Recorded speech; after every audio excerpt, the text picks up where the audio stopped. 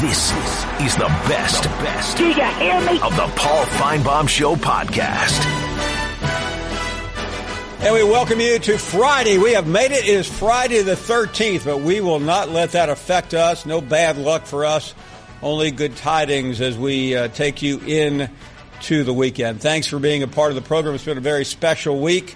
A lot of special guests to come, including one in just a moment. He was at the White House earlier in the week, and we'll talk to him in just a second. Let's get to some headlines right now. Dan Mullen wants Florida spring game to leave a lasting impression on recruits. It is always important to get off to a good start. Dan Mullen knows that.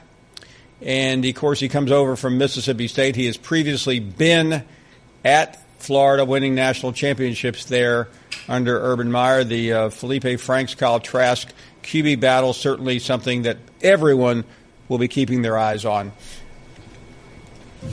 Tonight, under the lights, Commonwealth, what do they call it now? Kroger Field, excuse me. My groceries probably will cost more money next week. Shortage of big plays hurt Kentucky, but Mark Stoops is determined to overcome that, and we'll talk to the head football coach at Kentucky in a couple hours. Jimbo Fisher, his first spring game. He is not going to be a coach. He is going to be a commissioner. What about it, Jimbo? I'll wave at him and say hello. I'm going to stack everybody. I'm the commissioner. I ain't the coach. You can't blame this on me. I ain't coaching either team. I'm the commissioner. I sit back. I'm like Goodell. Now, you can boo me like Goodell. I remember the movie Bend It Like Beckham, but I've never heard of the movie Boo Me Like Goodell. Anyway, Missouri's got a spring game too. Barry Odom, he's hoping it won't be boring. He's got a new coordinator. You may have heard his name, Derek Dooley. He still has Drew Lock, so it will not be boring, in my opinion. And we welcome you to Friday. Hope all is well. We've had a fantastic week. Yesterday, Mika Fitzpatrick joining us, making a lot of news. Our next guest has made some news already this week. He went to the White House a couple of days ago with the Crimson Tide, and what happened after the president spoke and Coach Saban spoke actually made some of the biggest news of the week. Let us introduce and welcome to our program J.K. Scott, the great punter from Alabama. J.K., first of all, thanks for being with us. Congratulations on a truly remarkable career. I'm sure it's kind of weird knowing that it's pretty well over. Good afternoon. Hey, Paul. Thank you for being with us. Before we get to what happened after the ceremony, first of all, talk about what it was like to be there. Well, it was awesome. That was our second time to the White House because in 2015 we won the national championship, and every year the winner of the national championship gets invited to the White House, and so it was just an incredible honor. This year we were outside. Last time we were just inside, so it was awesome to be outside on the steps this year. But it was amazing. It was a great opportunity just to be in the White House and to meet the president because not a lot of people get to do it. It was really cool. I want to back up a little bit. If I think I have this story correctly, but I know you'll straighten this all out. So you're heading to Washington on the plane. Talk about what happened to you and what you thought about and how what you ended up doing with the President of the United States turned out to be one of the great stories of this week. Well, let me just start by saying this. My life has been, I've given my life to Jesus. And so basically he's really made himself real to me. He's made himself a reality to me. He's come into a relationship with me. And so basically everything that I do in my life now is for his glory. And so obviously going to the White House, I'm like, God, I pray that you would be glorified on this trip.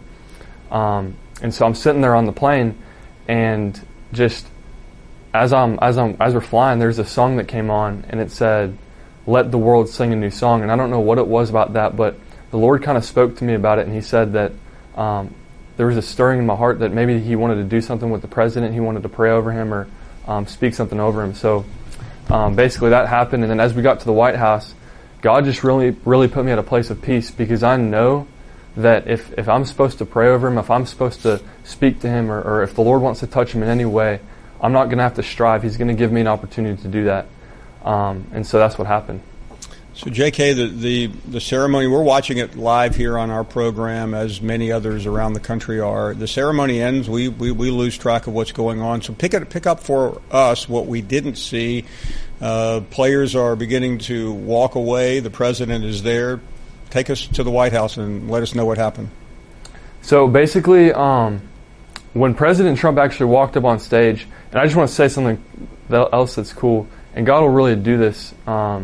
He'll actually give you his heart for people. And he'll give you his heart for people. And this has happened for me before. But when President Trump walked up on the stage, I looked at him, and the Lord actually allowed me to see him as a son. The Lord actually allowed me to see him with his love. And it wasn't anymore about him being the President of the United States or making a statement or anything. But that's when I knew that it was the Lord. I knew that he wanted to do something. So after the ceremony, President Trump was getting off the stage, and then he turned around to shake a couple hands. And I was just in the back, and he looked right at me, and I shook his hand, and then I just asked him if I could pray over him. And he said, yeah, sure, come on. So that's just so extraordinary to hear you say that. I want you to explain it, but do you think he felt something from you? Because, I mean, listen, he's a busy man, especially with what was going on that day. What did you sense at that moment? Well, I don't know, man. I really just got overwhelmed by love for him. And it was really cool because in that moment, I saw Mr. Trump the same way that I've seen people on the street. And when you're like, basically like what Jesus wants us to do, Jesus has given us the ability to not only get to heaven through him, but he's given us the ability to actually carry him. It says that it's no longer I who live, but Christ who lives in me.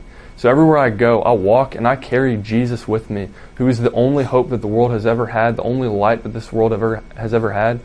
And if you're going to change someone's life, if you're going to bring healing, if you're going to bring unity, Jesus is the only one that can do that. He says, I'm the way, the truth, and the life. Nobody comes to the Father except through me.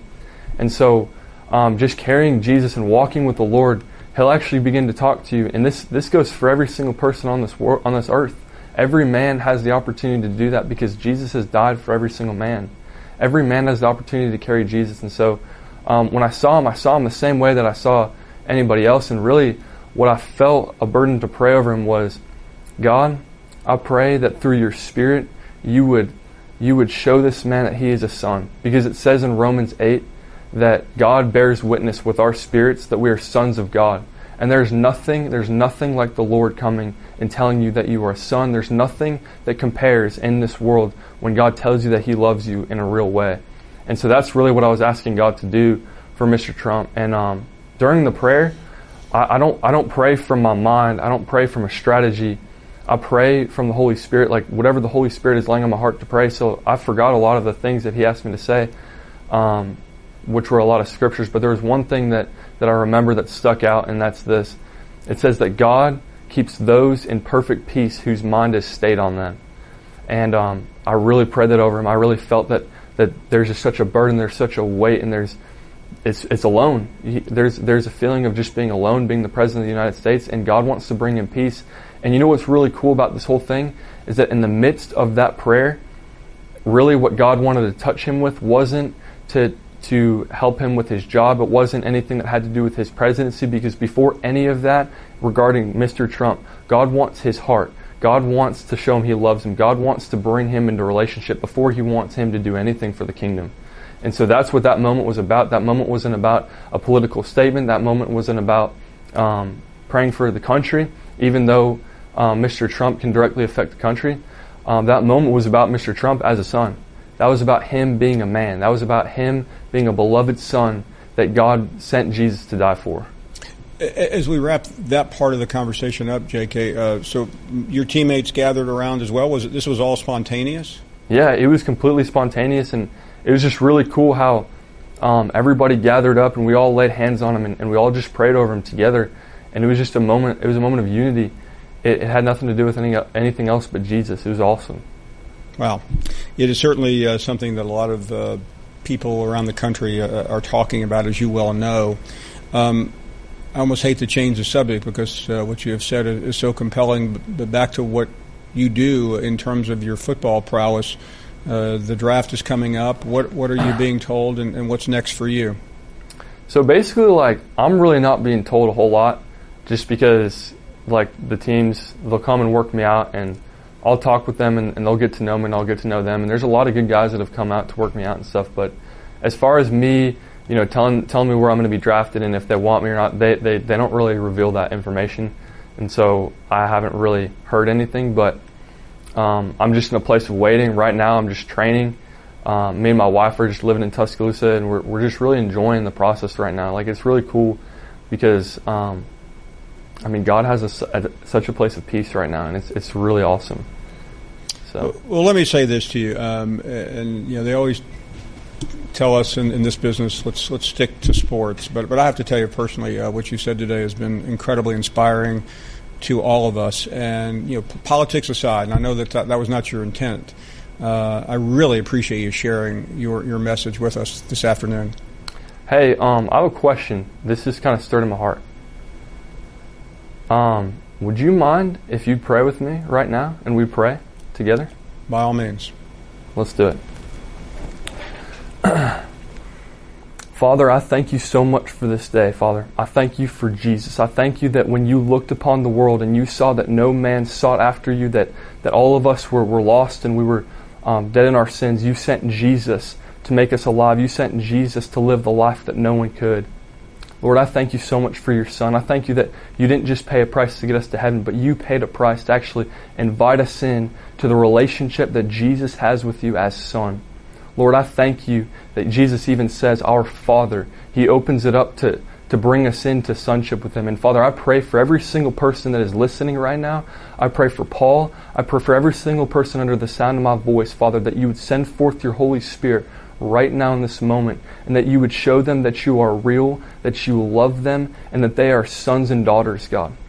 Lord, I just pray for this whole country, Lord. I just pray that you would just continue to let your will be done and your kingdom to come, Father.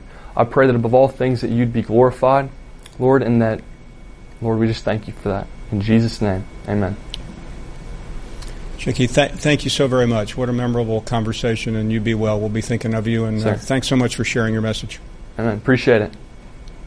We'll take a short break. Back with more. You're listening to the Paul Finebaum Show podcast. We welcome you back. Glad you're here. So we'll take some phone calls here at 855-242-7285. Coach Stoops will be joining us later, so will many other guests. Let's head to the calls and talk to John, who is in Tuscaloosa. Hello, John. Hello, Paul. First-time caller, long-time listener. Thank you. Thank you for having J.K. on. And I want to let you and your listeners know that this is not new for J.K. He spoke at my church a few years ago when he was a young football player. And Jeff Allen was the main speaker at a big youth event and brought several of the boys. And after they each spoke, one of the ladies from our church, who's a Northport police officer, wanted her picture taken with the football players. And after I snapped the picture, J.K. leaned down to her and asked if he could pray for her. And all the boys got around and prayed God's protection and blessing on her. And J.K. has been faithful in the small things for a long time, and God's given him a bigger platform. But he's been a man of integrity who's been doing this for quite a while. Well, I'm glad you said that. I was incredibly moved by him, and listen, I know sometimes there are certain rules, John, that we're supposed to adhere to, but I was just overwhelmed by what he did, and I appreciate him doing that. I appreciate you calling. Thank you very, very much. Jim is up next. Jim, go right ahead. Oh, I just want to be brief and try to be, I haven't been a good example on the show for what J.K. was talking about, but I can tell you without a doubt, everything he said I've experienced. I mean, and it's everything he said is absolutely the beautiful, wonderful truth of God's love for us and of Jesus. And that's, I've never talked like that on here because you said before you didn't want it, but you said today you wanted it. So I just felt compelled to tell you that's powerful, but it's all true. And there are many people that have witnessed everything he said, the peace of God that passes all understanding, that you can only get through coming to Jesus and Jesus coming into you and then leading your life. And I haven't been exactly where I ought to be lately. You know that. But you know what really interested me, Jim? And forget what's going on in the world. And I like the fact that this was from his heart. It wasn't political. It just so happened that he was at the White House and he asked the President of the United States. But I still, I think he proved with me or you or anyone else. And I don't know. I was really touched by the guy. And sometimes, as we've discussed, religion can be overdone or can be underdone. But he's the genuine article there. I mean, there's nothing that there's nothing about him that I didn't find compelling and genuine and just real, heart tugging. Yes. Well, that's exactly right, Paul. I promise you, I can testify as a witness to what he said, of experiencing it and knowing it, and being saved by God, like he saved me when he spoke to me to get on my knees and call out to Jesus. And I got saved when I was 15, and then of course I've wavered away sometimes, but he's always brought me back, Paul. And I don't reflect a lot of God on this show sometimes because I do still have a problem with anger and temper. But remember this: God is not through with any of us as far as the construction it takes for him to do on us in this world if we allow him to do it. And he said he'll finish the work that he started, and he's still got a lot of work to finish in me. I know that. But everything J.K. said is beyond. I mean, it's pure truth. It's pure, real, and it's got to be done by those that want to go to heaven. And that's what it's all about. And that's the love of God being expressed through a man that's a servant of God. That's J.K. Scott. Thank you very much, Jim. We really appreciate it. Thank you. We're up against a break here. We'll continue reacting to what happened here at the top of the show. More of your phone calls at 855-242-7285. A lot to deal with today in the next couple of hours.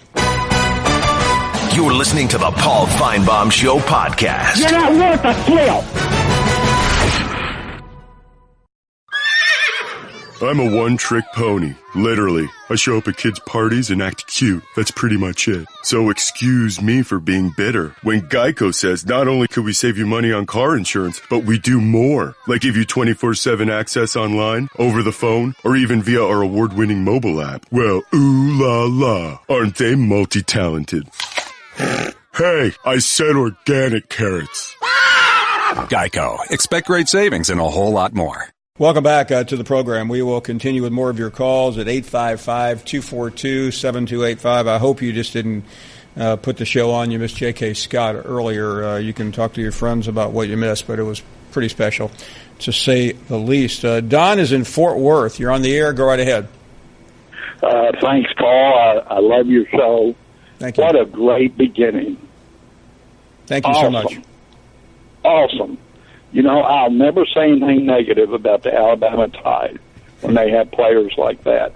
I just wish we had more young people like that young man, and that was awesome. It was just fantastic, and that's all I'm going to say.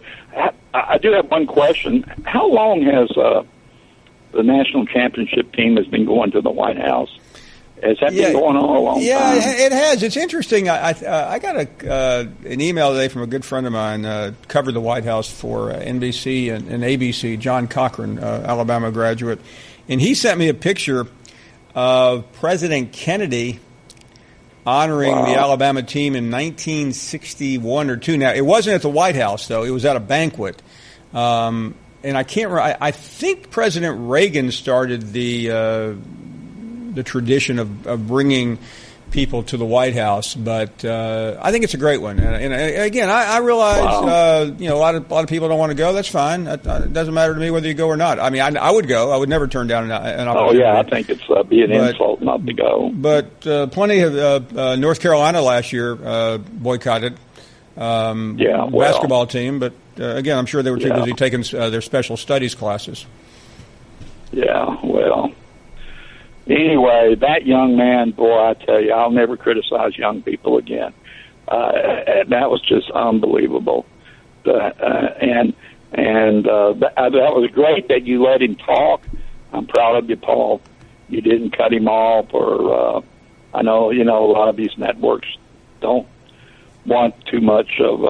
You know what? I'm sure there will be plenty of people that don't like it, and I don't really care. To me, I'm glad you think like that. To me, we invited him on because of what he did. It's not like we invited him on because he was an All-American punter. He was, but the reason I wanted to talk to him and our staff did is because of what he did with the president, not anything else. Oh yeah, awesome. Yeah, that's awesome. Thanks for the Thank you very much. Good show and the good job you do. I appreciate it, and I really do. And again, I don't mean to be recalcitrant here, but I think sometimes all of us get too hung up on the way it's supposed to be the way it is. And that may be one reason why the entertainment medium that I'm in is challenged right now. 855-242-7285. I mentioned that we're going to head to Kentucky in a minute to talk to Coach Stoops. They have their spring game tonight. Kentucky, of course, back in the bowl business, and the program is progressing. 6:30 tonight on the SEC Network. The Kentucky spring game will be shown, and Coach Mark Stoops joining us. Coach, always great to catch up with you. Hope the spring has gone well. Good afternoon.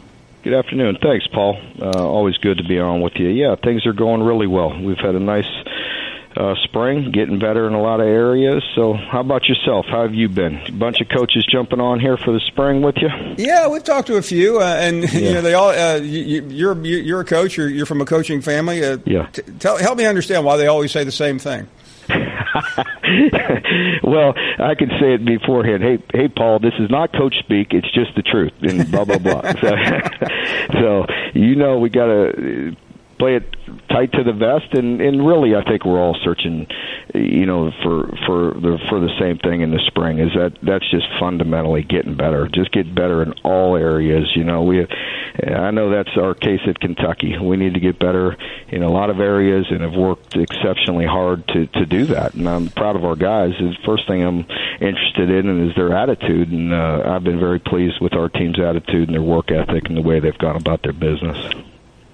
Coach, when you sit down with your staff and people in the listening audience or the viewing audience may not understand that you have a plan. You just don't walk in the first day and say, "Okay, everybody put on your uniform." What are your goals for a spring? And I'd really be interested for you to take us through the process. Yeah, the spring, it's a fundamental football game. All the fancy X's and O's and all that are real important, but it really comes down to fundamentally playing the game, and I think that's where the most time is spent, with just fundamentally getting better in all areas. And football will never change that way. There's a lot of schemes, a lot of different ways to do things, but it ultimately comes down to blocking and fundamentally playing the right way, defensive line and so on at all positions. And there's so much work to be done, and so really that's what I'm interested in. That's what I'm interested in tonight.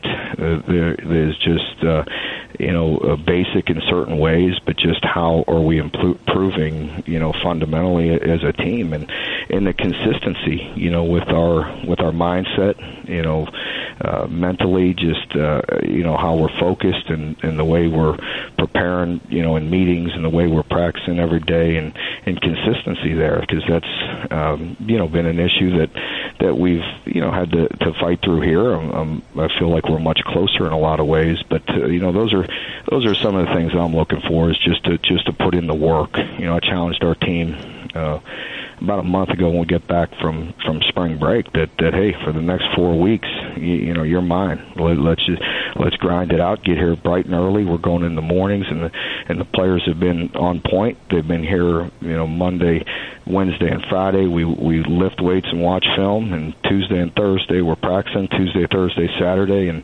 it's been a hard month, but I appreciate the way they've embraced it. Coach, how much of what you see now fundamentally is a predictor of what you're going to be doing in a couple of months when the real season begins? I think that's a big piece of it, and a lot of that you have to be solid up front. And, I think, I know we are deeper and stronger, in particular on the defensive line, and fundamentally playing the game the way it's supposed to be played, and being stronger up there, and having some guys that are disruptive and could create some negative yardage plays. And I feel better about our defense. We have some guys that have some experience. We have some new guys that can help us, and I think that's one area in particular that I'm interested in, is how we play defensively and run defense in areas like that. So I think that'll be interesting for me to see tonight. And let me wrap by asking you, beyond that, in terms of particular battles, will that be determined tonight, or do you already have a pretty good idea what's going on in your head? No, definitely. I think that all areas are still up for grabs. I think, if you look at our offensive line, we have a good nucleus of a starting five there that have played some good football for us, that are very strong and doing some good things. We're looking for depth in certain areas, and we have some real talented guys that could, push there. But we're still looking for the depth across the board on the offensive line. And defensive line, there's quite a few battles that are still up. Our outside backers have played some good, football for us and done some good things over the years, and Josh Allen in particular. But inside, there's been some good battles. It's nice to see us have some depth, because I think we've had a guy here, a guy there, but across the board to have, 6 deep, or not 6 deep, but 6 guys inside that can play winning football for you. We haven't always had that, and I think we're much closer to that. So there'll be some moving pieces to that, throughout this summer and next year through fall camp. Coach, many thanks. We'll be watching tonight. Always great to catch up.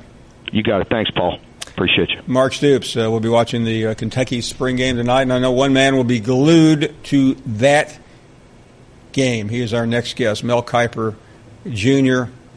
We're going to go up and down the Kentucky roster with him, see if he can give us names, numbers, high schools, and girlfriends. You're listening to the Paul Finebaum Show podcast. Mel Kiper joining us. Mel, thanks for the time, as always. You heard us. You heard the experts here talking about one reason why we'll be at home watching you guys the night of the draft. But how do you, or how have you differentiated among the quarterbacks?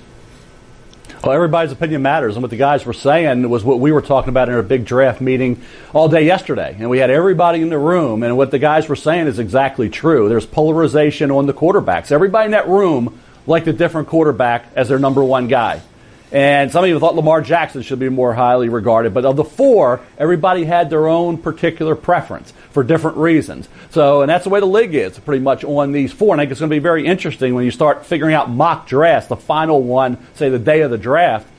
If Josh Allen does go 1 to Cleveland and the Giants take Saquon Barkley, now all of a sudden the Jets are scrambling a little bit because they're hearing about Allen at 1. Now they got to do some work on Darnold, thinking, hey, we didn't think he'd be there. Now he could be there. Then what happens to Rosen and Mayfield, because 4 is going to be probably Bradley Chubb to Cleveland if it goes like that.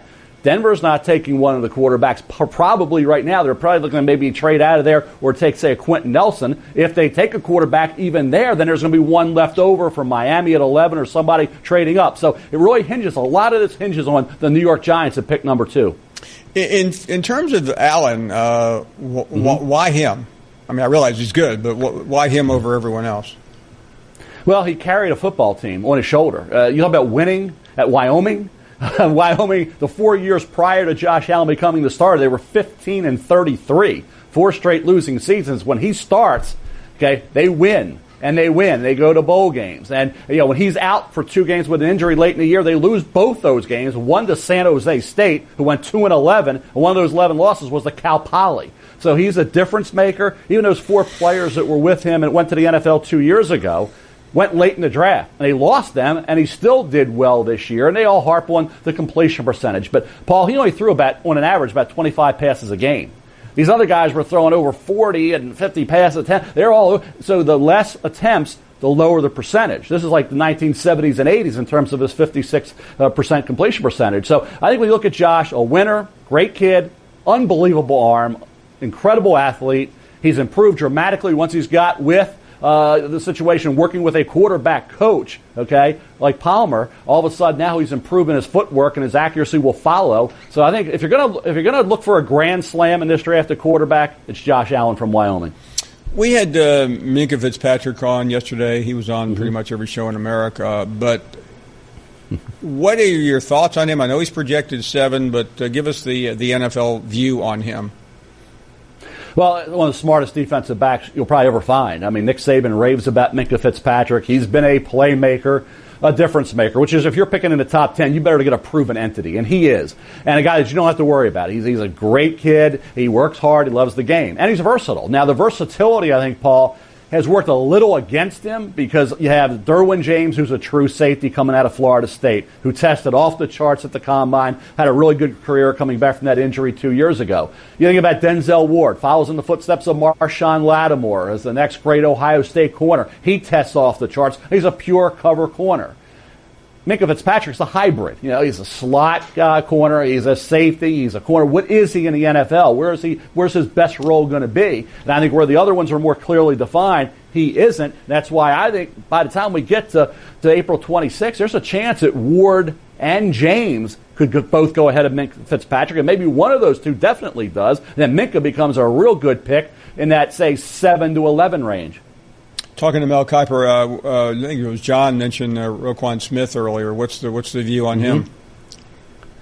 He's one of my favorite players in the draft. I've said it all along. I think he's 4 on the big board. I think if you look at the Chicago Bears, would be an ideal landing spot for Roquan Smith. That's an area of need for them. You think about the Bears with Dick Butkus and Mike Singletary and Wilbur Marshall and Ron Rivera and all the linebackers, Brian Urlacher. That's been a linebacker-driven defense when they were at their best. And I think a guy like Roquan Smith, you have Trubisky a quarterback now. You've done some things, bringing in some pieces. Now all of a sudden you add that centerpiece to your defense in Roquan Smith. Well, I think the Chicago Bears would be a good spot for him. The 49ers, with all the issues now with Reuben Foster, they obviously thought he was going to be the centerpiece. Now Roquan could be that guy. I just think by the time we get to late April, end of April, April 26th, Roquan Smith is going to be so highly regarded. He doesn't get down to the Niners. I think the Bears is the latest he falls. I know you got to go in a second. We ask everyone this question. It has nothing to do with the draft. We asked Minkah this question. Nobody will give us a straight answer. You follow college football.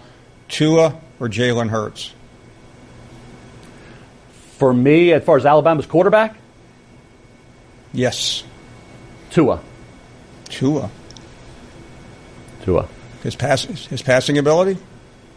Yeah, it just gives you his defense is more to worry about. He's able to give them more of an opportunity to expand that playbook, and I think be a team that can win a championship as they want to do. With Jalen, I think there's some limitations there, and it'll be interesting. Does Jalen remain at Alabama, or does he go somewhere else where he can be the starting quarterback? If in fact it is Tua who is the clear number one quarterback.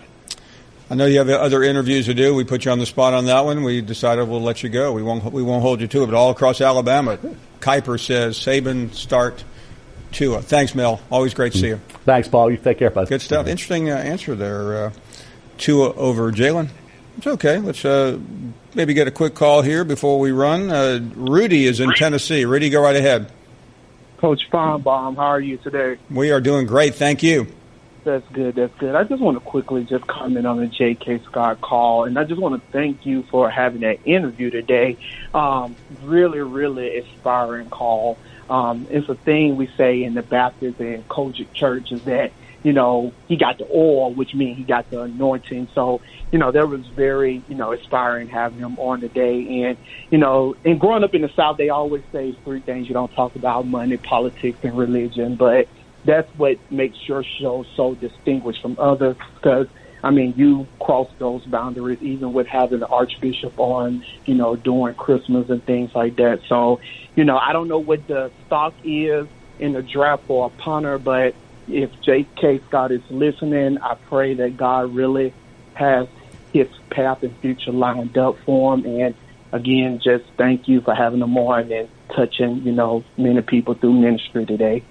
Rudy, many thanks for your call. Really do appreciate it. We've had a great time already. If you're just putting us on the interview with J.K. Scott, that's what he was referring to. Certainly one of the most extraordinary and poignant interviews I think we've ever had on this program. We are going to take a break. More of your calls at 242-7285. It is Friday the 13th.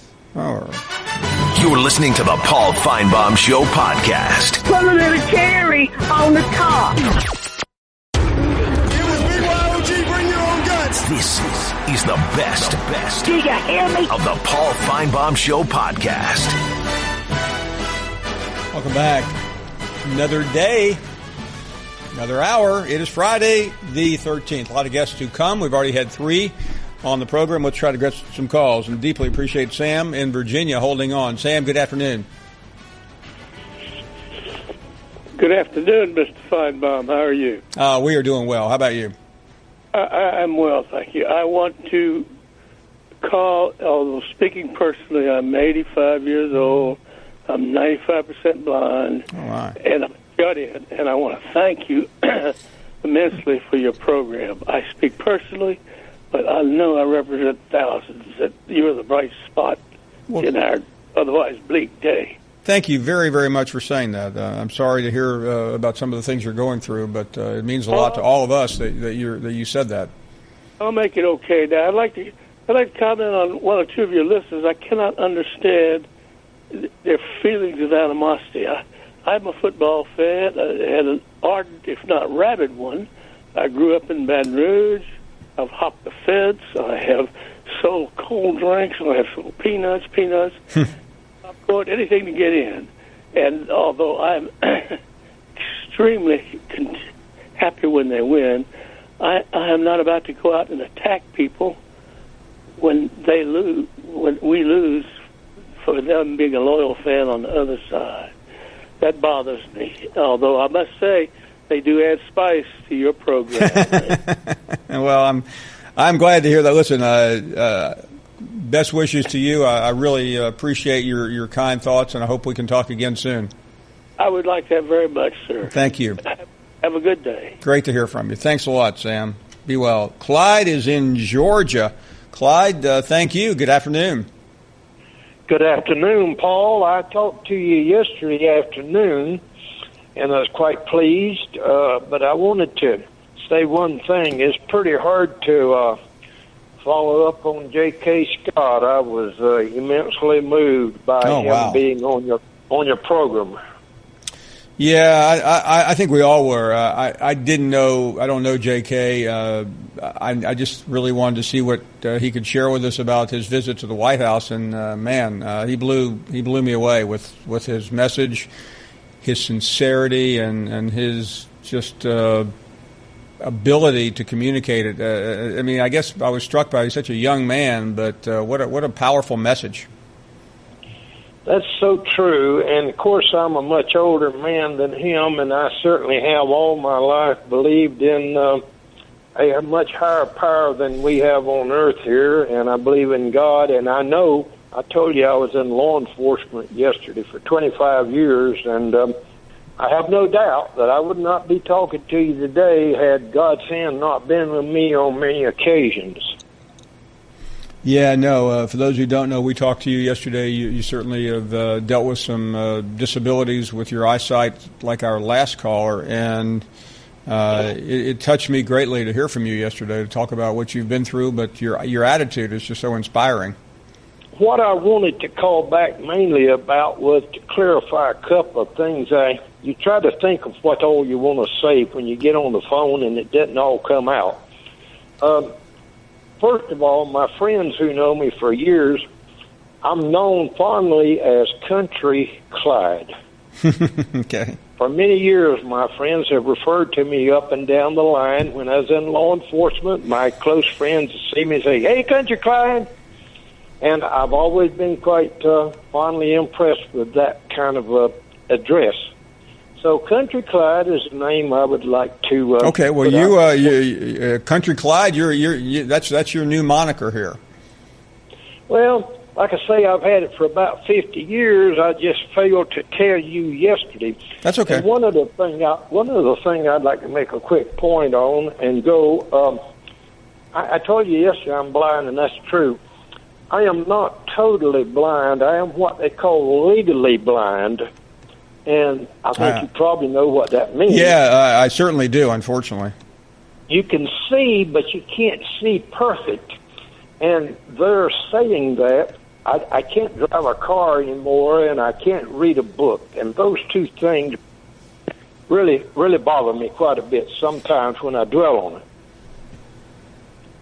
No, I would understand that. I mean, I've had some eye issues in the past, and it's people who see well don't think about what others go through when they can't see very well, and not to be able to read would be something that would challenge me greatly. Yeah, and I always enjoyed books, especially when I was in law enforcement. I'd have a day off, try to get a little time to myself, and I could get immersed in whatever I was reading, and or get out and take the car and just ride out through the countryside. I've always enjoyed the finer things that our life has to offer, but you have to know how to receive them as well.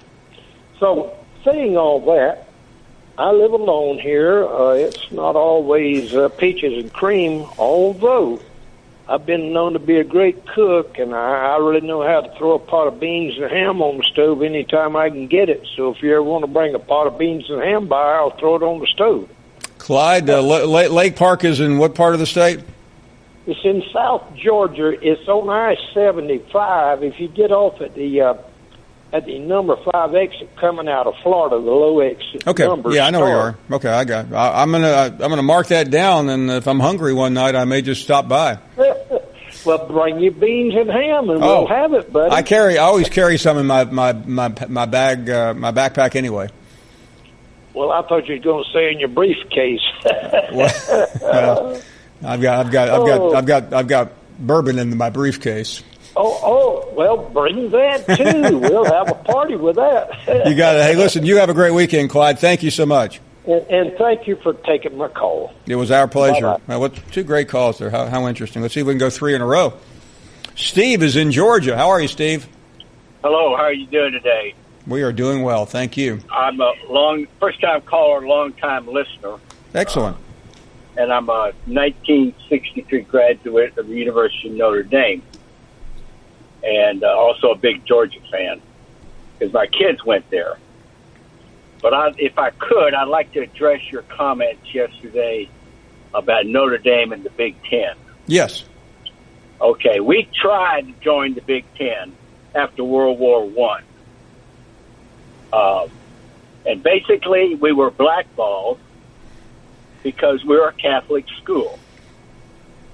That's why we started playing teams like, we traveled all over America.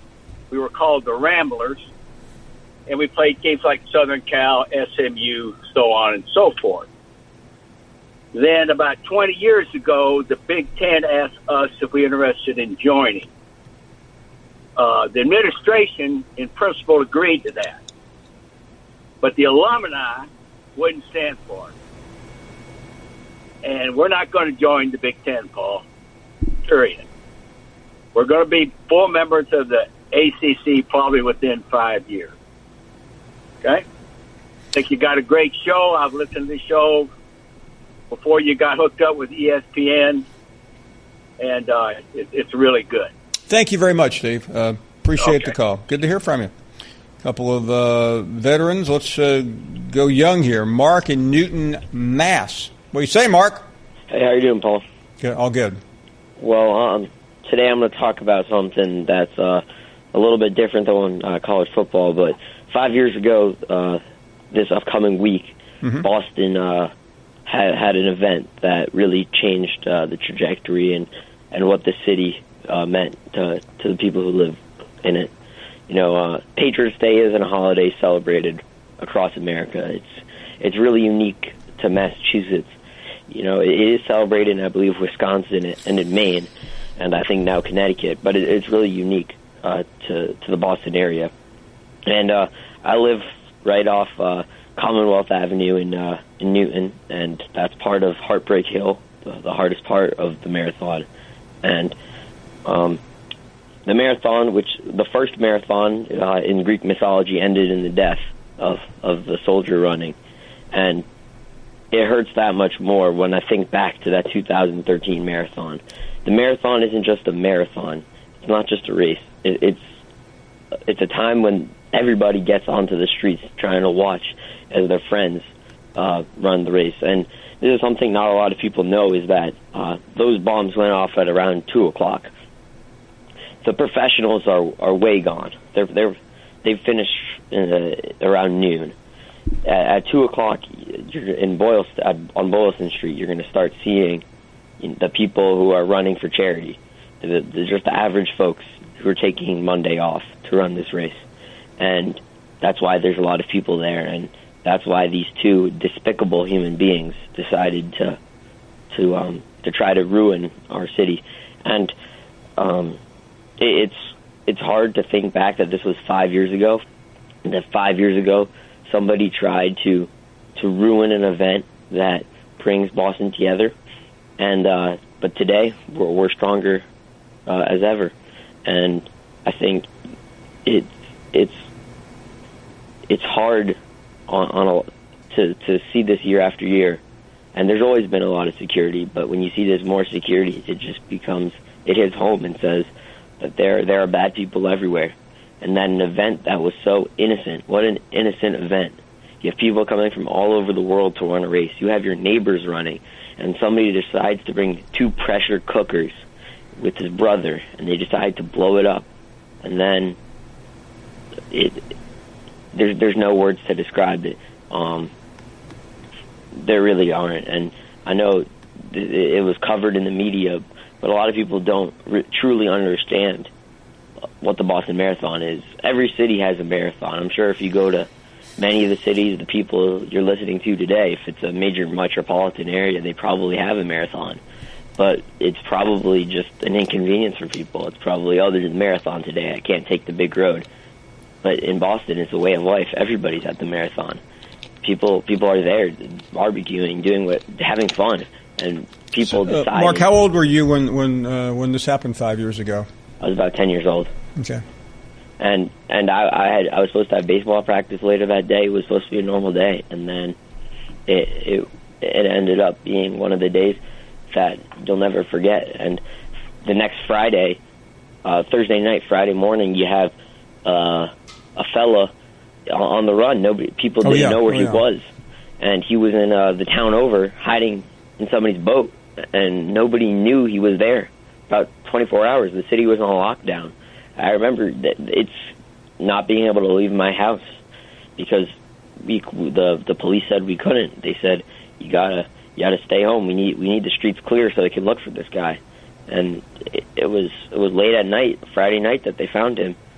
And these are things that stick with you for the rest of your life. I was born in the post 9/11 generation. I don't remember that day. I wasn't alive. But this is a day that will as was stated by a president after Pearl Harbor, President Roosevelt, a day that will live in infamy.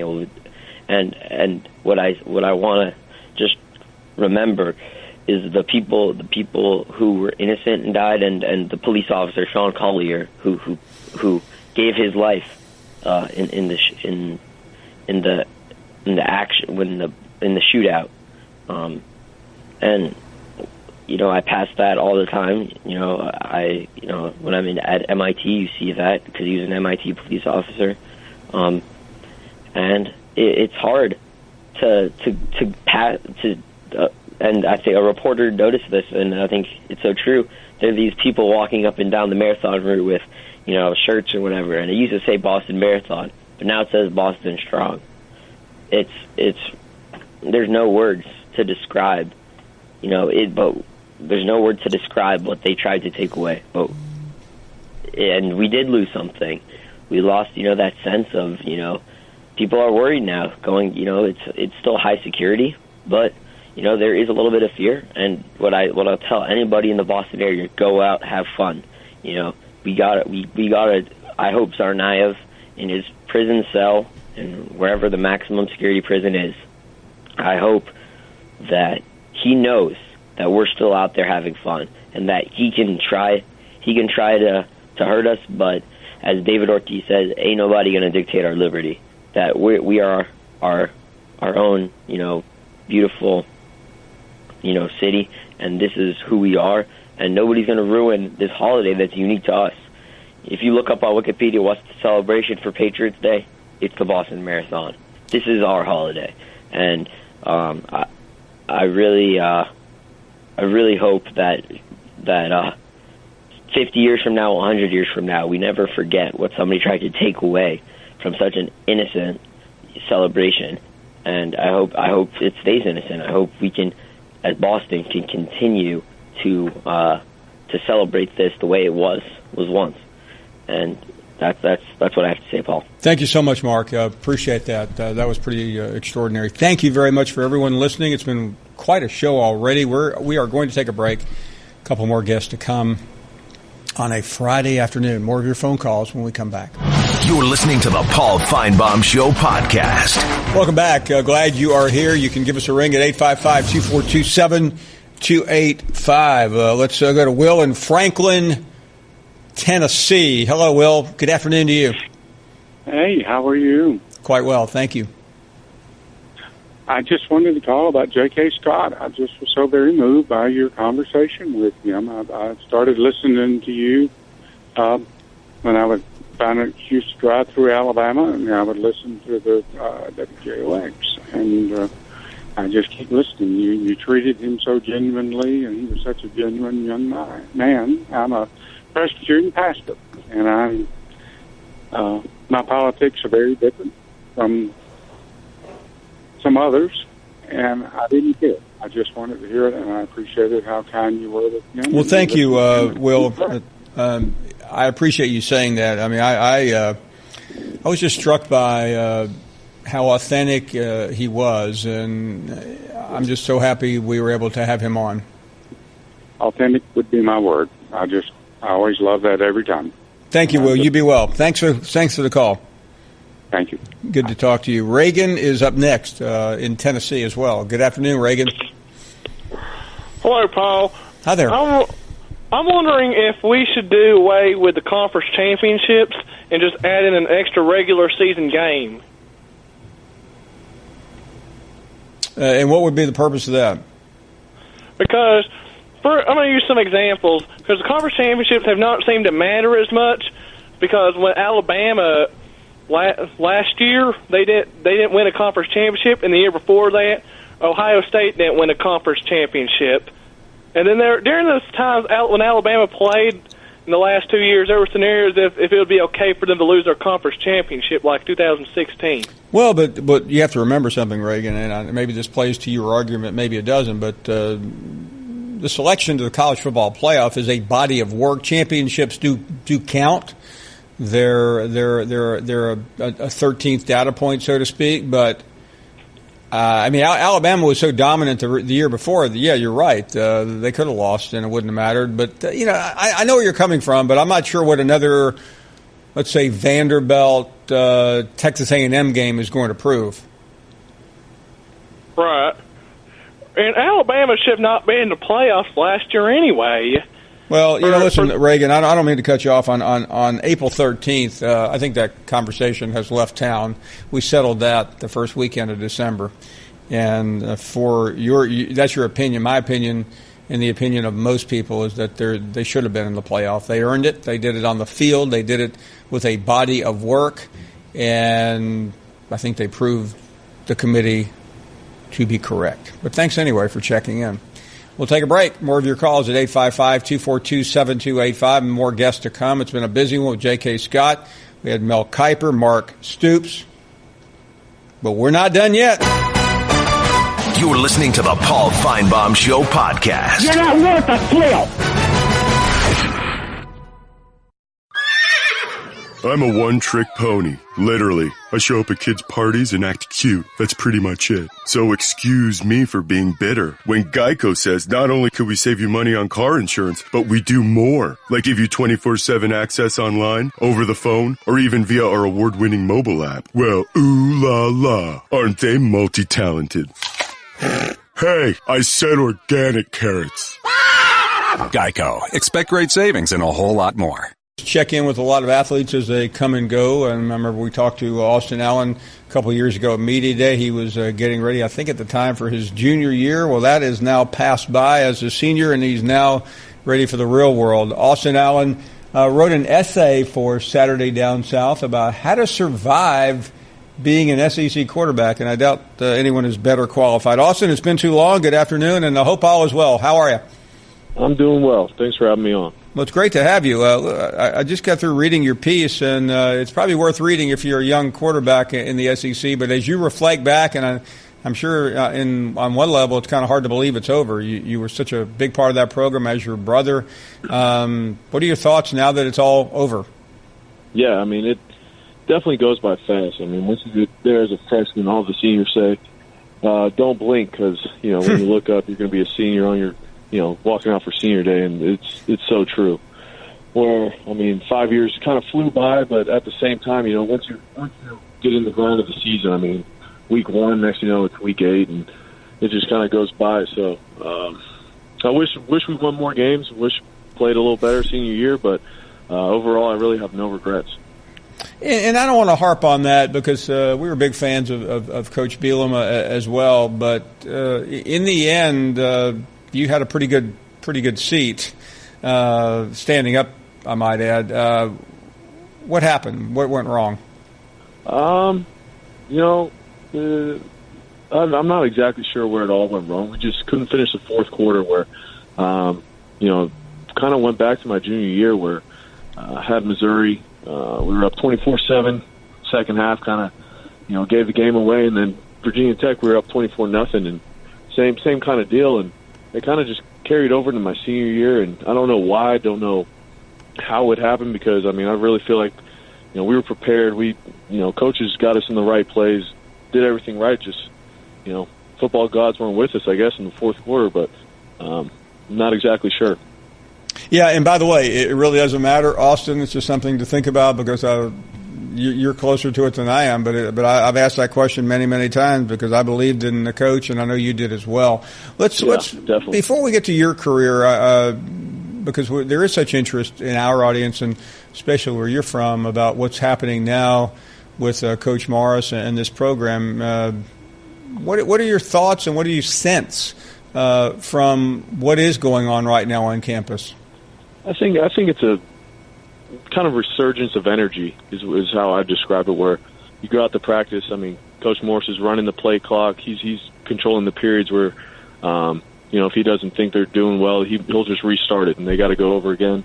Completely different style of play, up-tempo. Everyone, there's really no breaks during practice at all. Where I went out there, was running around coaches, if we score a touchdown or something, they're running 40 yards, high-fiving the players, things like that. So just kind of a different energy. And then for the guys, a lot of those guys came out of high school running that kind of offense. So it's kind of familiarity for them where, get the ball out quick for the quarterbacks, wide receivers catch the ball, get up the field. And it's kind of just familiarity for them, I would say. Let me switch gears to you because this is always an interesting time for someone that has played so well and has been such a big part of the program. I sense from you're not done yet. What's ahead? Well, for me, I went to the NFLPA game, did well there, then went to the Combine and Pro Day and, kind of threw the ball well, finally getting healthy, feeling like my old self again. Right now, just kind of a waiting game where know by the end of the April if I get on a team or not, or where, it's kind of just a waiting game for me, and, whatever happens. I'm going to, if I get an opportunity, I'm going to go and run with it and try to do the best I can to make a team. And I guess, the draft is in 2 weeks. Is it after the draft that you're hoping for the opportunity? From the people I've talked with, it's, probably free agency, late round draft pick where, it really doesn't matter if I get drafted or if I get picked up in free agency. As long as I get inside the building, I feel like, coming from pro style offense, running those type of offenses already, kind of have a familiarity with it. And, it's all about running with an opportunity and making the most of your chances. And it's easy for me to say, but Austin, but it's such a fine line, and I know for someone with your talent, it's just a matter of it's a matter of what, I guess, is what I'm asking, because I mean you certainly have the ability. Yeah. We've seen that a million times. I would say it's a matter of fit, where you really want to get, as a guy like myself, you want to get on a team with a proven veteran quarterback where you can kind of sit behind him and learn and really develop. Where you see a bunch of those top round guys where they're going in there expected to start day one. Where for me, it's going to be kind of a grind to you got to make the most of your chances. You got to learn from a guy, try to stick maybe a practice squad, maybe get a backup job, and it's not about where you start, it's where you finish, and I'm excited about the opportunity. I shouldn't even ask this question, but if not the NFL, would you go somewhere else to play? I would. I love football, so I really don't want it to end yet for me. So I definitely look into other offers to go play. And then if things don't work out there, then that's kind of why I went to school. That's why I got a master's degree. So I'll kind of look at other options after that. Well, you ought to go into broadcasting if nothing else works out. I think you're going to be pretty good. Appreciate that. Thank you for being with us, Austin. Best wishes. We'll be pulling for you, and it's always been great to catch up throughout the years. You be well. Thank you. I appreciate it. Same with you. Great stuff. Austin Allen will take a shot. Free agency, you never know. I mean, the day after the draft, a lot of people get signed, and quite a few stick. We'll get back to the calls in a minute at 855-242-7285. Martin is up next, and good afternoon, Martin. Hey, Paul.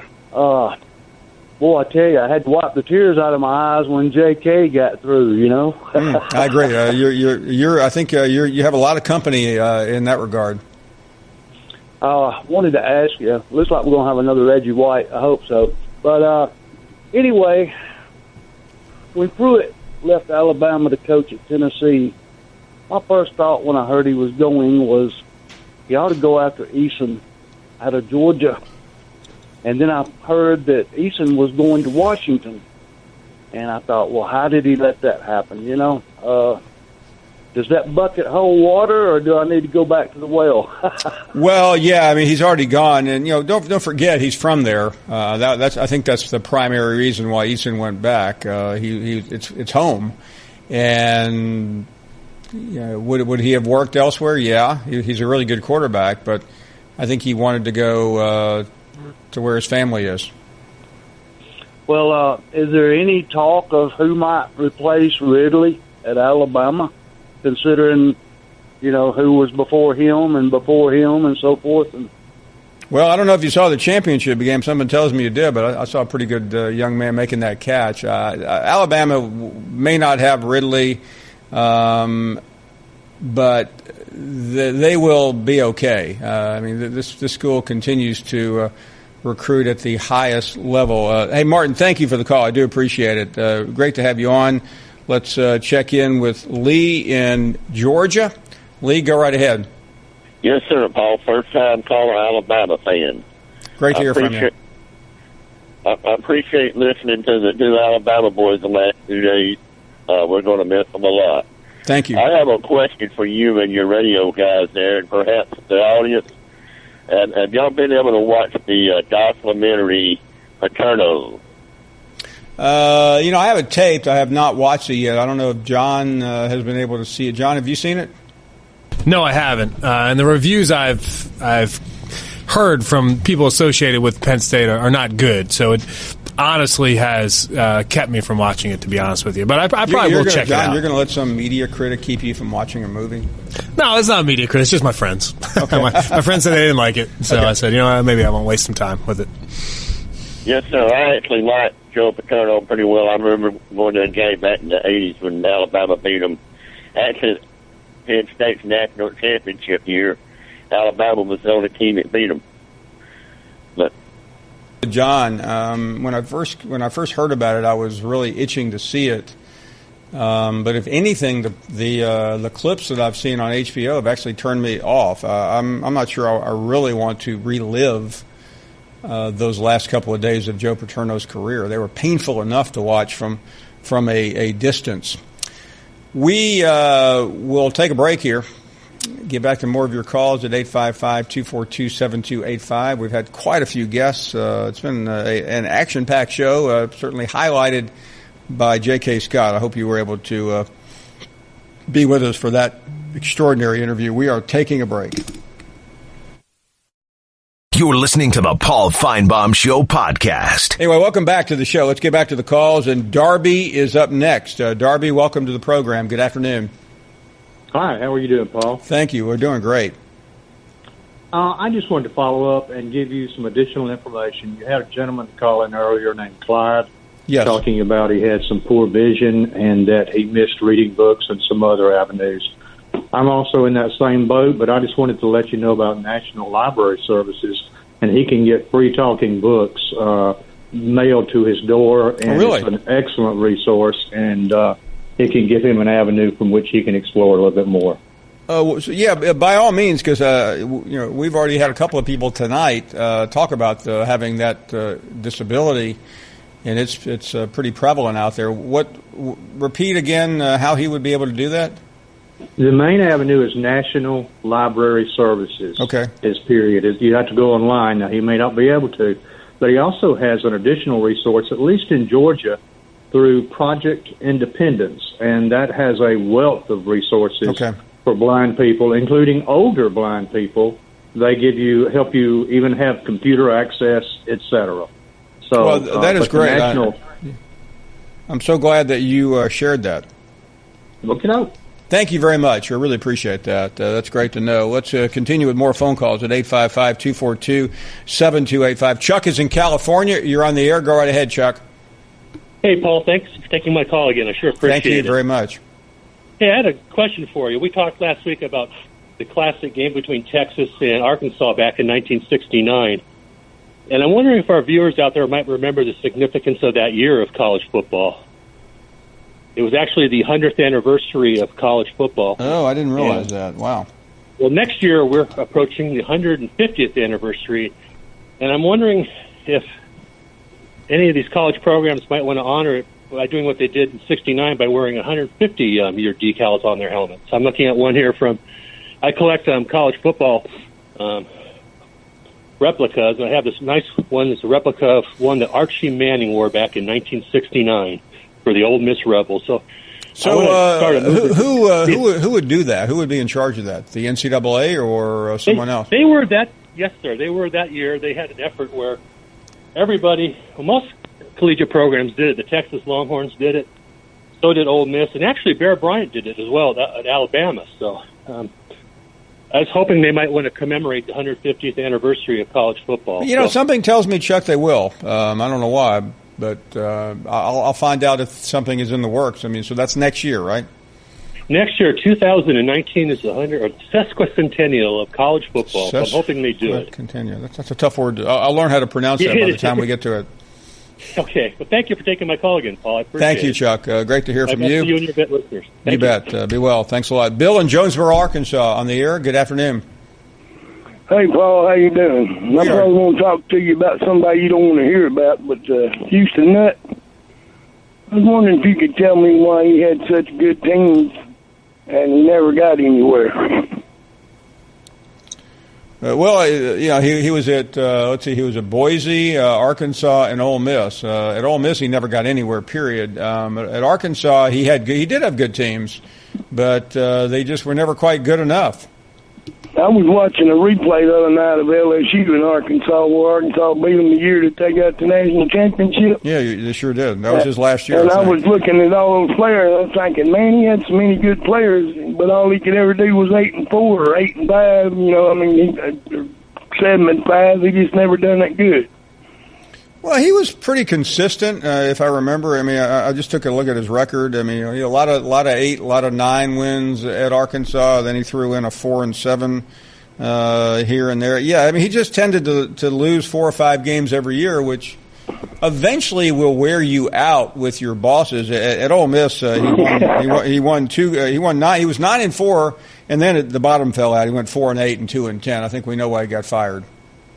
Thank you. But one thing you have to give Houston Nutt credit. He may have gotten fired from Ole Miss, but he wasn't done with Ole Miss. Let's go to Dan in Shreveport, Louisiana. Hello, Dan. Hello. I was wanting to talk about Ed Ogeron.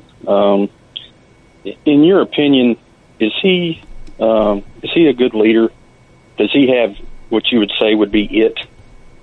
You look at, I guess, from a fan's perspective, some of the interviews he gives, and it's like 2 or 3 words come out of his mouth. And, in your opinion, does he have what it takes to take LSU where they need to go? I'm going to answer this question this way, Dan. I think in terms of the locker room, he does. He's a very good recruiter. He has a charisma that resonates. I do question his decision making, his game management, and also his staff. I'm still scratching my head. He goes out and hires Matt Canada, one of the top coordinators in the country, and then he doesn't let him do his jobs. And he brings in Steve Ensminger, someone with whom he's been very close to. It seemed like a step backwards. Okay. But I think this season will be very telling. I'm not saying it's a do or die season, but if he ends up having a very average season, I think people like you and many others will start asking that question. But he has the advantage of Dave Aranda, who most believe is one of the top defensive coordinators in the country. So what he has to do is figure out the offense. And last year he did not figure that out. Right, and the decisions he's made in the last off season with the coaches that he's hired, do you think? He knows how to surround himself with people, but in the end, he has to be a good leader. But sometimes you just have to. I remember asking a coaching colleague of his, will he be a good choice at LSU, someone I respect very much, and he said absolutely if he can just manage the manageables, meaning can he get the right coaches in there to help him. But because I think he does have the personality that is going to help him win if he can ever get everything else right. You're listening to the Paul Finebaum Show podcast. Put a little cherry on the top. It was BYOG, bring your own guts. This is the best Do you hear me? of the Paul Finebaum Show podcast. Welcome back. Glad you're with us on Friday the 13th. Welcome back to the program. Glad everybody is here. We've had a good show. We started with J.K. Scott, really one of the most memorable conversations we have had on this program in a very long time. He talked about the prayer group session that he had with President Trump earlier in the week at the White House, and he ended with a prayer session with our audience. It was truly memorable, and I hope you were able to be a part of the program a couple of hours ago. Many other guests since then, including Mel Kiper, Mark Stoops. We're not done yet. Austin Allen joining us a couple of minutes ago from Arkansas. Let's get back to the calls at 855-242-7285 and see what Eric is up to in Panama City. Eric, good afternoon. Yes, how's it going there, Paul? First-time caller. I'm a big-time Florida fan. Thank you. I just want to know what do you think about how Dan Mullen will actually turn out in his first year at Florida, and how you think he's going to run his offense with the quarterback that he was left with behind from Jim McElwain? Yeah, I mean, I think it's a work in progress on the quarterback situation with Trask and obviously Franks. How soon the freshman will be able to become acclimated, we don't know, but I bet ultimately he will be the quarterback. But I think Dan will do well. This year I think will be transitional, but after that, watch out. All right, thank you very much, Paul. That was very good to hear. Thank you very much. Thank you for your info, and we'll be at the spring game, and let's go Gators. Well, call us next week and give us your thoughts. Thank you very, very much. A lot of important spring games this weekend. Let's continue in the state of Florida. Travis is on the air. Go right ahead, Travis. Hey, Mr. Paul. Hello. I want to know if you think that Dan Mullen is going to turn Felipe Franks into the next Tim Tebow. Who I think will be the next Tim Tebow, Travis? No, do you think Dan Mullen will try and get Felipe Franks to be the next Tim Tebow? Well, listen, Travis, let me tell you this. I don't think there is another Tim Tebow out there. I mean, I think he was a once-in-a-lifetime quarterback. Maybe a once-in-a-generation quarterback, because Danny Werfel was pretty good. Yeah. So, but overall, will Dan Mullen do good with the team? I think he will, Travis. I really will. I really do. But as I have believed for a long time, I think it will take him some time. I think second, third year is where you'll see the biggest improvement. First year, I think Dan Mullen just wants to get his offense implemented, improve the recruiting, and then get Florida back to where I think most Florida people believe it should be, and that's contending for SEC championships. Harper in Tennessee is on the air. Go right ahead, Harper. Paul, I've been wondering why Georgia has been out-recruiting Alabama. So I think were you asking a question or just making a statement? Yeah, what are your thoughts on why Georgia has been out-recruiting Alabama? Well, it happened 1 year, Harper. Can you cite me an example of where it's happened other than the most recent year? This year, Georgia is higher in the recruiting rankings than Alabama. Harper, I do understand that. I sat here on National Signing Day. You sound like you're pretty excited by that possibility. Well, here's the reason why Georgia's been out recruiting Alabama recently. Because Kirby Smart's been telling recruits that Nick Saban. Okay, Harper, I'm going to have to hang up on you because I think for a young kid, you're almost out of breath. Try some sit-ups, okay? Worm is up next in Alabama. Hey, Worm, good afternoon. Hey, Paul, thanks for taking my call. Thank you. Man, I'm really confused by Mel Kiper. I have the utmost respect for him, and I always have, and I still do. But did I understand him when he said that a guy that can play multiple positions is less valuable than someone that can only play one? Is that what he said about Fitzpatrick? I heard that too. I didn't really understand that. I didn't either. I sat here and I was trying to figure out how that could make you less valuable, but I must have been daydreaming about night things in the middle of the afternoon, not to follow up on that. Well, let me say this, Barbara Mandrell. Your show is on steroids today. This has got to be the best show that I've ever. And listen, man, I've been listening to you since 1990. And let me say this: the gentleman that called from Boston, when he said he was 15, Paul, that blew me away. I thought he was 30 and college educated. And he was. I'll put it like this. I look at Boston and Boston Marathon in a different way now just by what he said, and I don't know what else to say. I'm not smart enough to say anything else, but I know this. J.K. Scott and that gentleman and some of these other callers. I'm glad you brought that up because, when J.K. Scott came on here, I really, as a host of a program, you're prepared for pretty much anything and everything. But when he asked us, after talking about praying with President Trump, and for those who missed it, if he could pray with us here on the program, I was blown away by that.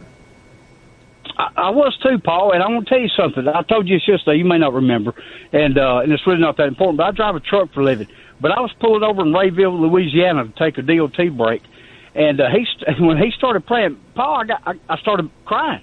I don't know any other way to say it. I started crying and had to wipe my eyes, and I had people behind me blowing the horn because I was at a stop sign, But I didn't care. I thought that was. But then, Paul, that shows what kind of gentleman you are. You didn't do it to be cheesy. You done it because you're class and you're real, and that's why I've been listening to your show for going on 30 years now, I guess. And so, thank you for taking my call, Worm. Thank you. You be safe out there on the roads, and hope to hear from you again very soon. All right. Thanks a lot. Bye-bye. Thank you very much. Wow, what a great call that was. Let's continue with more phone calls at 855-242-7285. Dave is in West Virginia. How are you, Dave? Welcome to our program. Well, thank you, Paul. Really, really good show today. Thank you. I have a list here of 5 people, and I wanted to see if you could add to it. These are people, and I've tried to research it. I don't know where this is complete, that played on the national championship team and later coached one. Bear Bryant, Bud Wilkinson, Jimmy Johnson, who also won a Super Bowl, Darrell Royal, and Dabo Swinney. Are there any others that should be on that list? Okay. Let me played on a national championship team and coached one. Is that what you're asking me?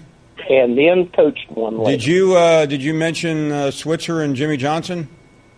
Switzer, I don't think played on one. Did he not? I know Jimmy did. Jimmy Johnson's on this list. He played at Arkansas. Yeah, I'm trying to remember when Barry played. I think he was a graduate assistant on the Arkansas team in '64. Okay, maybe you're right. Okay, no, you're right. I knew he was. Okay, that's where I got confused. I knew he was part of that national championship team. I just didn't realize he was a coach and not a player. I knew if anyone could help me out, you could. Well, I'm not sure I can, but I'll give it some thought. We have people that are more knowledgeable than I am, but that's a great list. Well, I thought it was too, and particularly that's really a real tribute to Dabo. Yeah, no, Dabo is. Not only that, I was at both games that Dabo participated in, so I know his story pretty well. One other thing. There is a caller, and I do not recall his name. I believe the gentleman is from Tennessee. And any of the older audience that remember a DJ named Wolfman Jack. This guy has the identical voice to Wolfman Jack. I mean, Wolfman Jack. Wolfman Jack's one of the most famous DJs of the 50s, 60s. I think he ultimately became the host of probably the first, one of the first major, not the first, because they had other ones before, but I think he was the host of the Midnight Special, which was a music show in the 70s. They did. What was the song that they did on Wolfman Jack? Something for the Wolfman. Yeah, exactly. It was a great song. Yes, it was. But there is a gentleman that has his voice, and every time he calls in, and I will try to write down his name and call in again and tell you who it is. It's uncanny how close their voices are. No, he was just an iconic figure. Unbelievable! He started an outlaw station, I think, down in Mexico, broadcast 100,000 watts. He sure did. But let's hear it for the Wolfman. Yeah, I like that song. But if you come across another coach to add that list, please mention it someday, as I listen every day. Well, thank you very much. Great to hear from you. I think I know who you're talking about, too. We are up against a break. More to come. More phone calls. 855-242-7285. You're listening to the Paul Finebaum Show podcast. And we welcome you back. Let's get to the calls. A lot of guests remaining here on the program. And what about I-Man up next? Good afternoon, I-Man. Good afternoon, Paul. I believe that song was Clap for the Wolfman. Yeah, guess who? Guess who? Burton Cummings and Guess Who. What a kind voice. of later on, after Share the Land and all that, it was kind of a reformed band at that point, but it's still a good tune. You're going to rate your record high. Absolutely. And there was a couple programs on during that time before Midnight Special. One was just simply called In Concert. Just an incredible show. That was wasn't that more of a rock concert? It was a lot of the classic rock bands. And then Don Kirshner's rock concert. Oh, yeah, exactly. Came on. But In Concert was through the roof. Yeah, but, I remember that show. It's a great show. What are you serving? Backsliders wine today? Because you got them coming. They quit yesterday and they're back repenting today. You are the man, Paul. I mean, do you live in $1 million house flying jets all over the place? I do not. Well, you selling backsliders wine, I tell you, you ought to dye you can't dye your hair, but you can dye the side of it like that guy does at 3 o'clock in the morning, sell miracle water. You don't need the SEC. You don't need Nick Saban. You need miracle water, ladies and gentlemen, on Friday the 13th, Good Friday, or a bad damn Thursday. Have a great day. Thank you. Jimmy is in Chicago, and you're on the air. Go right ahead, Jimmy. Hey, Paul, in response to your caller a couple of calls ago, Switzer-wise, I think he might have already reached the point of being a full-time assistant, but at the very least, he was a grad assistant. But Jerry Jones and Jimmy Johnson were roommates on the road on that 64 national championship team because they did their roommate listing by alphabetical order. So obviously they were roommates that whole time. And any time on the road, Jimmy used to say, "Yeah, I know." Jerry was always into that entrepreneur thing. He had a racket going when we were on the road to sell tickets, and he always had that background because his parents were entrepreneurs. He always had a way of making a profit. And he was really good at it. But in reference just to your show today, and the J.K. Scott interview, living in the Midwest and in a major market, it really to hear that was really touching because 80% of the non-secular population or religious population in any major market is going to be Catholic.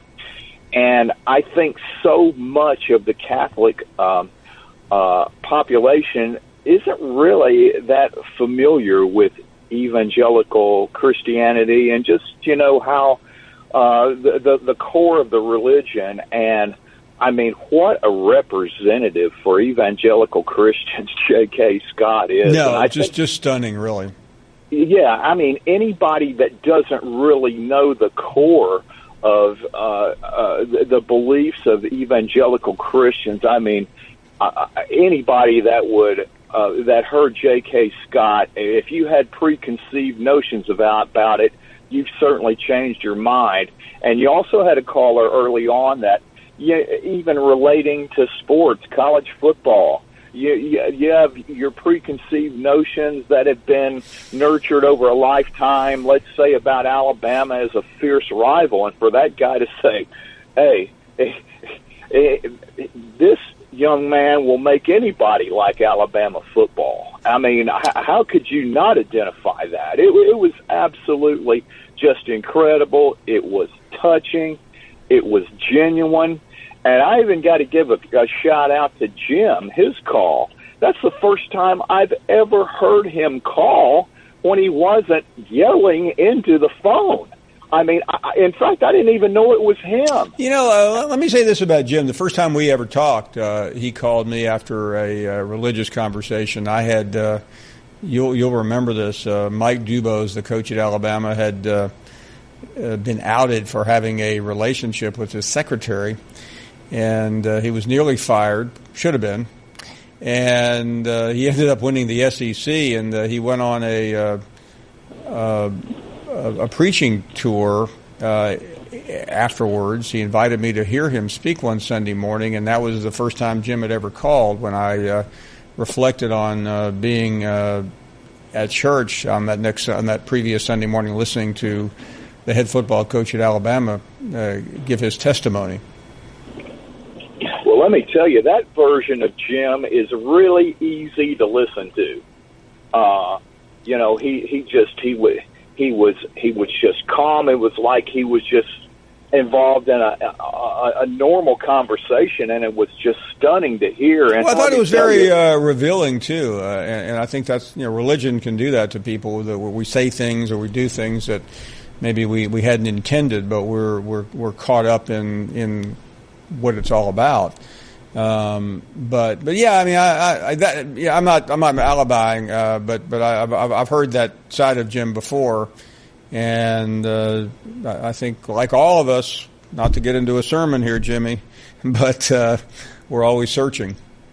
Well, and we're mere human beings. I mean, we are all going to make mistakes. We've all done things we're not proud of, and I think, it's what J.K. says. God, his love for mankind was so great that he gave his only begotten Son. Yeah. The only person on earth who has lived a perfect life without sin, resisted all temptation, and sacrificed his Son's life so that all of us could be forgiven of our sins and have an opportunity to join them in eternity. And it's just Well, you know what I was struck by too, Jimmy. And again, I mean, if you watch the contemporaneous news that's going on out of the White House, and there's J.K. Just walked up to the president, and the idea that he had this premonition or this thought, and then he was able to do it. I mean, I've been in scenes like that where you're around the president or somebody, and you don't always get to him, no matter how badly you want to. It's not that easy. Well, at the same time, though, one thing that Donald Trump has done is that he has not been afraid to acknowledge his shortcomings also in his past life. And he has been, probably maybe since Jimmy Carter, the one president that has been very much able, the evangelical community can very much identify with him. He's been very, very supportive. They may be as the evangelical community may be as passionate about Donald Trump as any president in recent history. Yeah, and it also which is a secondary story in and of itself, but I'll leave that to the commentators. Yeah, and the same thing applies just with the normal, average, everyday person out there. Even though he's a billionaire, he speaks to them in a language that they can identify with.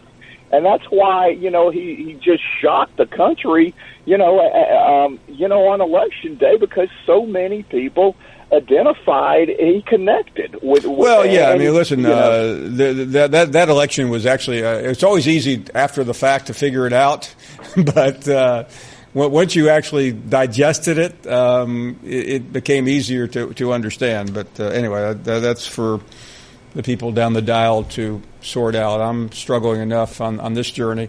We'll take a break. More of your phone calls at 855-242-7285.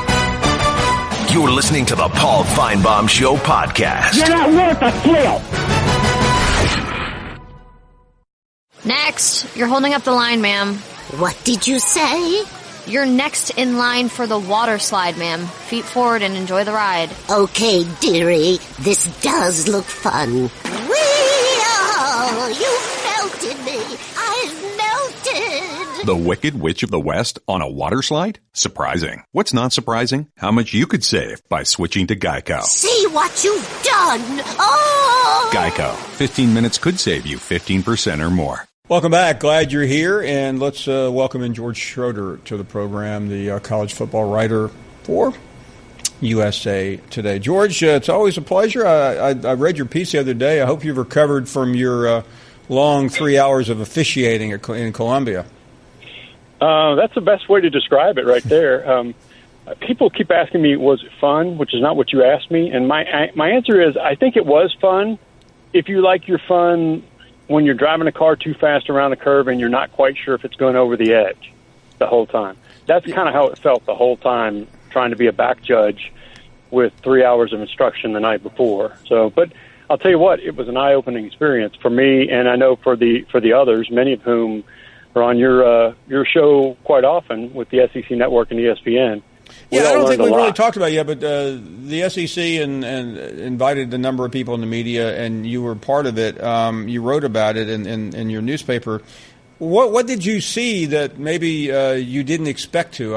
It goes fast, but you probably knew that.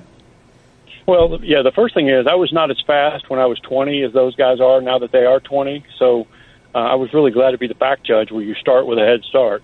But look, it's just the sheer amount of information that those officials have to process, at all times in each and every play. They have to work on. They have to pay attention to so much, and they each have their own set of responsibilities. And if you're looking at something else, you're going to miss it. And that's before we ever get to the unpredictability of what can happen in a play and the judgment calls that go into it. Just sort of being in position and knowing what you're looking for, maybe it's second nature to those guys, but I think to the average person who thinks they know football, it would be just completely overwhelming to them. Talking to George Schroeder, certainly inside and out, one of the top experts on college football. George, we are working our way through a number of spring games. I know you've written about some. You've been places. What are you picking up halfway through the spring games on the 2018 slate? I don't know that I'm ready to talk about, position battles and things like that, because, first of all, when it comes to quarterbacks, this is what we always want to talk about. Those things aren't getting settled in a spring game, and they're really not getting settled in the spring. But what we see in the spring game is typically, just the tip of the iceberg of whatever they've done in the spring, and we didn't get to see that. But what we are seeing, and really starting with this weekend as much as any, when a bunch of spring games are scheduled, is the sort of let's make these things into giant extravaganzas, which we've seen a little bit in the last few years, but it's taken on a whole new sort of extra oomph, because this month, for the first time ever in April, you can have official visits. And so a lot of these programs are trying to make as close to kind of a fall game-like atmosphere as they can for these guys who are now visiting their campus on an official visit a lot earlier than they ever would before. And so I think we're seeing the beginning of a potential kind of metamorphosis of what a spring game is. So what have you seen so far, and what do you expect this weekend? Obviously, next you have Georgia and Alabama. We have A&M, which is going to be a big deal. I mean, what type of bells and whistles are being added to what's already been, in some places like Georgia and Alabama, a big-time event? Well, but it's been a big-time event in large part just because of the football, which, and that's a compliment to those places, okay? Ohio State has, 100,000 one year. Nebraska sometimes has over 90,000. Alabama and Georgia have tons and tons of people and those kinds of numbers, too. Those are football things. What you're seeing now is sometimes it's the powers that didn't get those kinds of numbers, and sometimes it's, in addition to already having those numbers, you're seeing things like Oklahoma's having a country music singer, Trace Adkins, before the game. And that's clearly to try to drive the crowd numbers up and turn it into more festive atmosphere. Texas has various bands playing around the stadium during the run-up to the game, different kinds of bands, sort of more in tune with the Austin music scene. And you're seeing stuff like that to go. And here's what else you're seeing. I think you're going to see more games, more spring games, at some point look more like actual games. In terms of, they won't have quite as many of the funky rules or the funky scoring systems and things like that. Not everybody, not all the time. But I think in so much as they can entice the fans to be there in order to make the atmosphere that much better for the recruits, we're going to see that continue to happen. George, as we look ahead, and I've talked to various experts, and almost all seem to be singing from the same hymnal, so to speak, about who would most likely be at the top. It sounds like Alabama, Clemson, Ohio State, Georgia. Take your pick. Do you agree? Yeah, it's kind of the usual suspects. But look, I think I'm going to go with Alabama. They've got so much coming back per usual. And last year, let's be honest, they won the national title, but last year was the year that they sort of had the down year, and they sort of got a little bit of help to get back in it. And then they won their way into the national championship to the national championship once they got there. So this is one of those years when you can say, all right, now they're going to be everything you think they're going to be, if you're just kind of going on recent trends. So, look, I don't have a dark horse for you. And until something drastic changes, I think it's pretty safe to not just pencil in Alabama at the top of your preseason poll. You might as well write them in pen. As far as the question of the day of the spring of the year in college football, Tua versus Jalen, what do you hear and what do you think? Well, look, I don't know what the difference is going to be in the spring. I do know this: I would be stunned if Tua is not the guy when he gets to serious time in the fall. We saw the difference that he made, and that is no slight to Jalen Hurts at all. Jalen Hurts is tremendous. Did a very nice job for them. Took them to a lot of victories, but there was a big difference when they got Tua in the game. Now, was that an extraordinary, moment, or was that what they think he can do? I think it's probably both. And he's clearly a much more developed passer, and I don't know why we would think that Jalen was going to develop into a much better passer than he already is. And yet Tua, while a better passer, still gives you a running threat. We saw that too. So, I think we're going to see. I think we'll see Tua under center, or I guess better put it, with the shotgun snap come fall. Who's under center anymore? Even Alabama. No, that's a cliche you can't use. I've caught myself many times. George, thanks for making time for us. Always a pleasure. We'll talk soon. Thank you, Paul.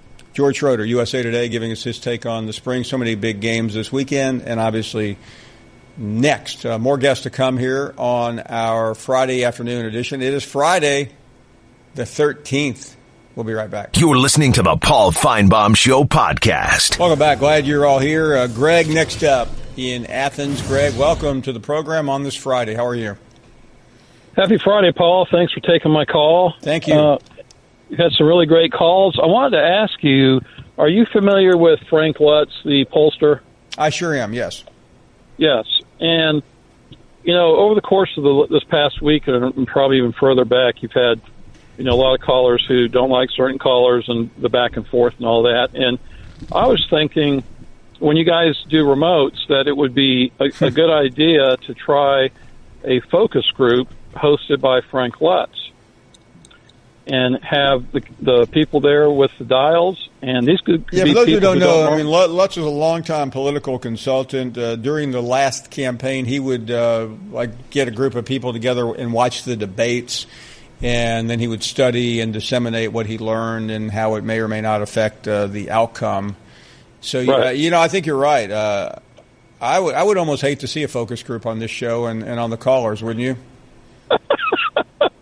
Well, it depends on what you're looking for, when it's going on. But I just think it would be, for people who complain about certain things, it would be a way, for the show to validate, hey, this is what people want to see, So if you're doing a show... There is no right, I hear this all the time being in the industry. A new show comes on, people say, well, it's good or bad or it's memorable. And I mean, this show is a different, I've always maintained that if you took a 3-minute cut of this show and showed it to 100 television producers, we wouldn't get hired. Right. And I have evidence to support that in the past, because it took the show a very long time to break out, because most people think it's a regional show. But you understand it, Greg.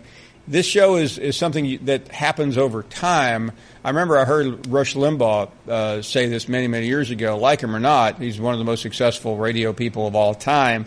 He said if you listen, you almost need to listen to his show for 6 months to understand the nuances of what happens during that 3-hour period.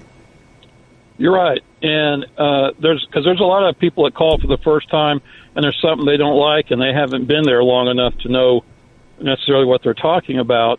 But I would be curious, just as a long-time listener and caller, to see what other people think when we the callers are going back and forth, or some are acting, in one direction or the other, to see how that plays to the other audiences, because I think it's a great formula. And I watched the little vignette that they did with John and Mark about the show and how it started and everything. And I think you've got a wonderful formula that hasn't been duplicated, and it appeals to people from not just the SEC, but all over, because there are other networks. You would be amazed, Greg, at sometimes the resistance that we have to go through, because someone new will show up on the scene and they won't get it. But, that's kind of comes with the territory, and I feel like it is an evolving program, even though it's many, many years old. I think if you watch it, hopefully, a year from now, it will be different than it is today. But that you have to do that. You have to continue to push it up the hill. It just can't be the same show every day. You're right. And that's what makes it wonderful. And, going back to J.K. Scott's call earlier, the Apostle Paul said, if someone as low as me can be redeemed, then there's hope for everyone. Yeah, well said. Have a good day. Greg, thank you, as always. Tom is in Spokane, Washington, and you are on the air. Go right ahead. Hey, Paul, I just want to talk about the buzz that is going around Gainesville. I arrived in Gainesville last night, and I haven't really seen it since Urban Meyer was here. And then I want to get you to comment on some of the early polls show us out of the top 25. Do you think we should be in it? Do you think we'll break into it? And don't be surprised if Kyle Trask is the starter in Gainesville come August. Yeah, Tom, I think Florida could be out, right around the bottom of the 25. But I agree with you. There's tremendous upside. It will not surprise me at all to see Florida have a big year. As for Kyle Trask, I'll see it. There's no way of knowing for me. I'll leave it to Will, to Felipe Frank and Kyle and the quarterback, the aspirants down there. But thanks for the call. Doc is up next in Tennessee. You're on the air. Go right ahead. Hello? Hey, go right ahead, Doc. This is the doctor. Hey, Paul. Hey, Paul. We're here. Yes, thank you. Okay. Hey, first of all, like some others, I commend you on the J.K. Scott interview. I thought that was outstanding. And thank you. We all need to hear that message more often. I think he's a great kid. You bet. Hey, just a little correction on your take on Nutt at Ole Miss. He did win two Cotton Bowls 2 years in a row, went 9-4. Of course, I know he was playing with Coach O's recruits, and it ended badly there. But that is a correction of that record. Okay. Well, I never said he didn't win 2 Cotton Bowls. I was more focusing on what happened that got him fired than what happened at his first 2 years. But you are correct. Oh, okay. 2 questions. The Patterson kid that is transferred to Michigan. I think I saw somewhere on social media that Ole Miss is trying to decline the waiver. Is that right? Well, that isn't right. You have read that, but that's not exactly correct. Ole Miss simply offered an opinion, but it's ultimately in the hands of the NCAA. Okay, so they don't really have any power over that. They could have probably helped along the way, but I think they could have. I can't remember the exact language, but in the end, Ole Miss is appealing. How do you feel about that? From a distance, I'm troubled by it, but I haven't read their reports of their entire appeal. There may be some nuanced language in there that they're having to defend, since Patterson claimed some pretty horrific things in his recruiting that led to him asking for the waiver. Okay, one other question, and then I'll hang up. I always believe if somebody wants to leave, just let them go. Cut your losses. Go. If you're at a company, let's say I work here and I want to go somewhere else. I think sometimes you're better just let the guy go than to sit there and fight over whatever they're fighting over. Right, I agree with you. One other thing, you probably can tell I'm an Ole Miss fan. The early take on our recruiting for 19 seems to be good. It really does. How much weight can you? What can you put any? Doctor. I saw that story the other day. To me, when you're in Ole Miss's position, you have to grab anything you can and try to hope that influences someone else. So I like what Coach Luke is doing. Yes, it is April, and a lot of the big dogs have not shown up at the party yet, but it's still the best story Ole Miss has going right now, and I would keep trying to sell it. Yep. Thanks for your time. Thank you very much. Bye. Yeah, appreciate it. Joyce is up next in Florida. How are you, Joyce? I'm good, Paul. How are you? Quite well, thank you. I love your show. My husband and I watch it every day. Thank you. I'm getting a little bit bored with the Alabama and the Georgia thing. Y'all never talk about Florida Gators. Joyce, I don't mean to be disrespectful here, but I think we've had 10 calls on the Gators today. Oh, well, maybe I missed them, but y'all was talking about the spring games and all that, but you never talk about the new coach and what the prospects are for us in the new year. Joyce, listen, I realize I have the advantage or the disadvantage of being here for the entire show and everyone else doesn't, but I swear we've talked about the Gators more today than any other school. But maybe you just got home. I get it. I don't know what to say. Throwing up my hands and I surrender. We'll be right back. You're listening to the Paul Finebaum Show podcast. Put a little cherry on the top. Bring your own guts. This is the best Do you hear me? of the Paul Finebaum Show podcast. And we welcome you back. We've made it to the final hour, and it has been a good one. Started with J.K. Scott 3 hours ago, and now we welcome in two of the greatest track and field stars in modern history. We're talking about gold medal winners. We're talking about fastest men in the world, Christian Coleman and Justin Gatlin. In Knoxville, you guys look pretty good in front of that orange. Thanks for being with us, and good afternoon to both. Thank you for having me. Wow. Before we get to some of the things that you both have done in the past, which is pretty remarkable, I'm not sure we have enough time, I would like to ask you about, it's not a surprise that you're in Knoxville. You're both pretty proud alums of that school, but I know you guys have something special coming up here in the next few days and weeks, and I don't want to leave before we get to that. Yeah, for sure. I know you're a proud alum, too. I sure am. Yeah. Thank you. Definitely. We just have we have a relay that we put together that we're working on. We'll present tomorrow. Myself, Coleman, two other guys that we deem as two of the fastest guys out there right now. We just want to build some camaraderie, some synergy, and go out there and attempt to run the fastest relay there is right now. Yeah, Christian, you set the world record in the 60 meters, and we all watched a year ago when you were both trying to run down the fastest man in the world at the time in London, and I bet both of you remember this race against Usain Bolt. Justin, all of you have been competitors and rivals, and I assume friends on some level, assuming that's possible in this world. But take us back to that day, because all of us remember it so well. I mean, for me, it was just kind of a surreal moment, and I just had to try to just stay composed and stay within myself, because I'm out there racing greats like Gatlin and Bolt, and so many other great runners that I've looked up to in the sport.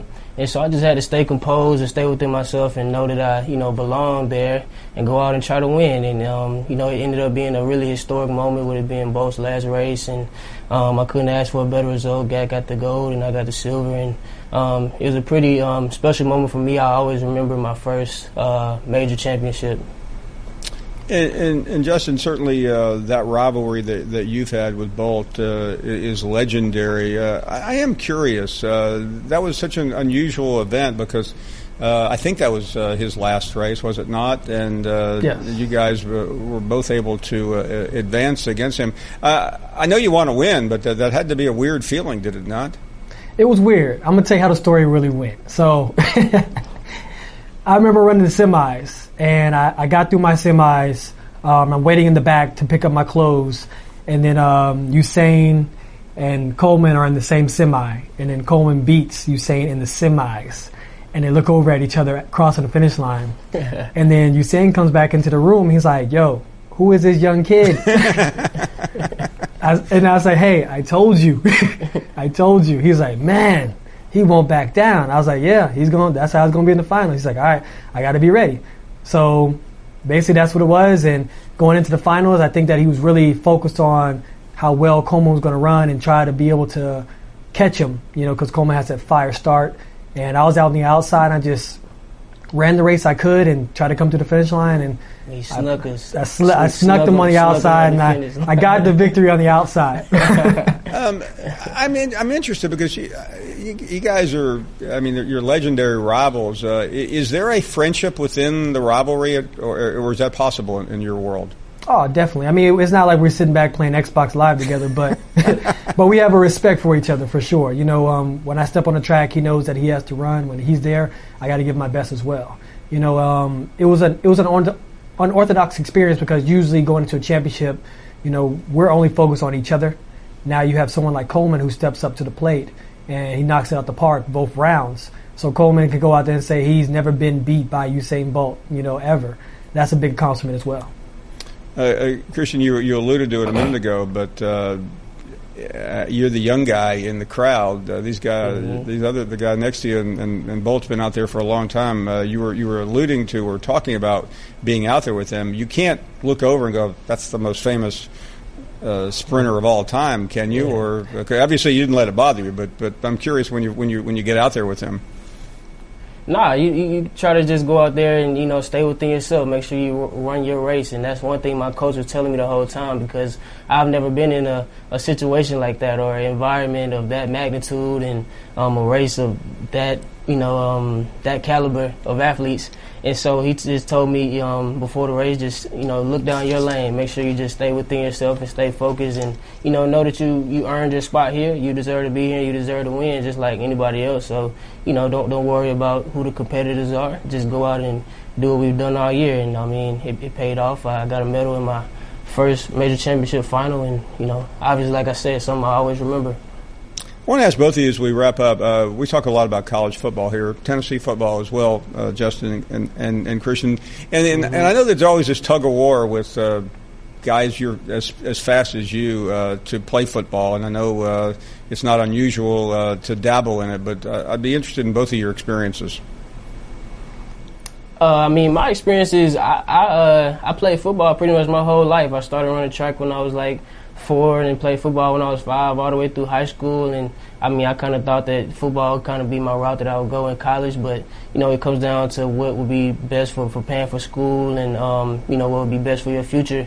And so I ended up, you know, taking a track scholarship. And, you know, for a while, I guess if track, I guess in the back of my head, didn't work out, maybe I can go the football route again. But, you know, thankfully, you know, I was successful in track and field, and kind of just wanted to see where I could take it. And so, yeah, I mean, football is kind of in the rearview now, but it's always been, you know, one of my favorite sports, and it still is. You know, I always root for the Vols, and I like the Falcons, and so, yeah, I'm a football fan for sure. My experience basically is I started in high school. I played free safety, so I never really get a chance to play on the other side of the ball. But when I came to Tennessee and they saw how much speed I had, I was getting letters from Coach Former himself. He was telling me, hey, we got a locker for you. So anytime he would tell me he got a locker for me, he would always nudge me and give me a little, hey, come on out here. I know you can run that 9 route, go that deep ball. And after winning national championship for the first time, you know, he sent me a formal letter signed by him, and I actually hang it up right next to my gold medals because it's something special. Well, you know, there's a pretty good history at Tennessee for track stars playing wide receiver, but I don't need to tell you guys about that. Hey, listen, what an honor to have both of you on. Congratulations. I hope everything goes well with your event, and you be well. Congratulations on an incredible career for both of you, and I know it's not over. Thanks, guys. Thank you very much. It. Oh, wow, what a treat to have Justin and Christian on. We will take a break. Still plenty of time for you to join us right here at 855-242-7285. You're listening to the Paul Finebaum Show podcast. Let's get back to the calls, and Legend is on the air. Good afternoon, Legend. What's up, Coach Finebaum? How you doing, my friend? We are doing great, thank you. Hey, Paul, it's Friday the 13th. I've heard. And hey, that's not a joke towards Georgia either. There you go again. I'm sorry, Paul. I'm sorry. You know, two is like Freddie and Michael rode into one, Paul. I mean, let's talk about the horror of, oh, God, no! Yes, Georgia, I donate Friday the 13th to you. Because you love the number 13. Oh, yeah. You heard the latest in the rivalry, Paul? What's that? Kirby Smart, I have several sources telling me, is pushing to the boosters and everybody that he wants to beat Alabama in attendance for the spring game. Win another title, Paul, that no ring comes along with it, you know.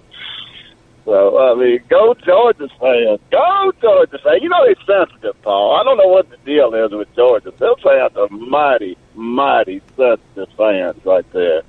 Hey, Paul, the thing with J.K. Scott today, you know, that's awesome. I don't get all into the religious part of it, but I mean, if ever Alabama fans should be proud of a young man that represented us, and like I want to say, probably the best prospect at punter in the NFL draft this year also.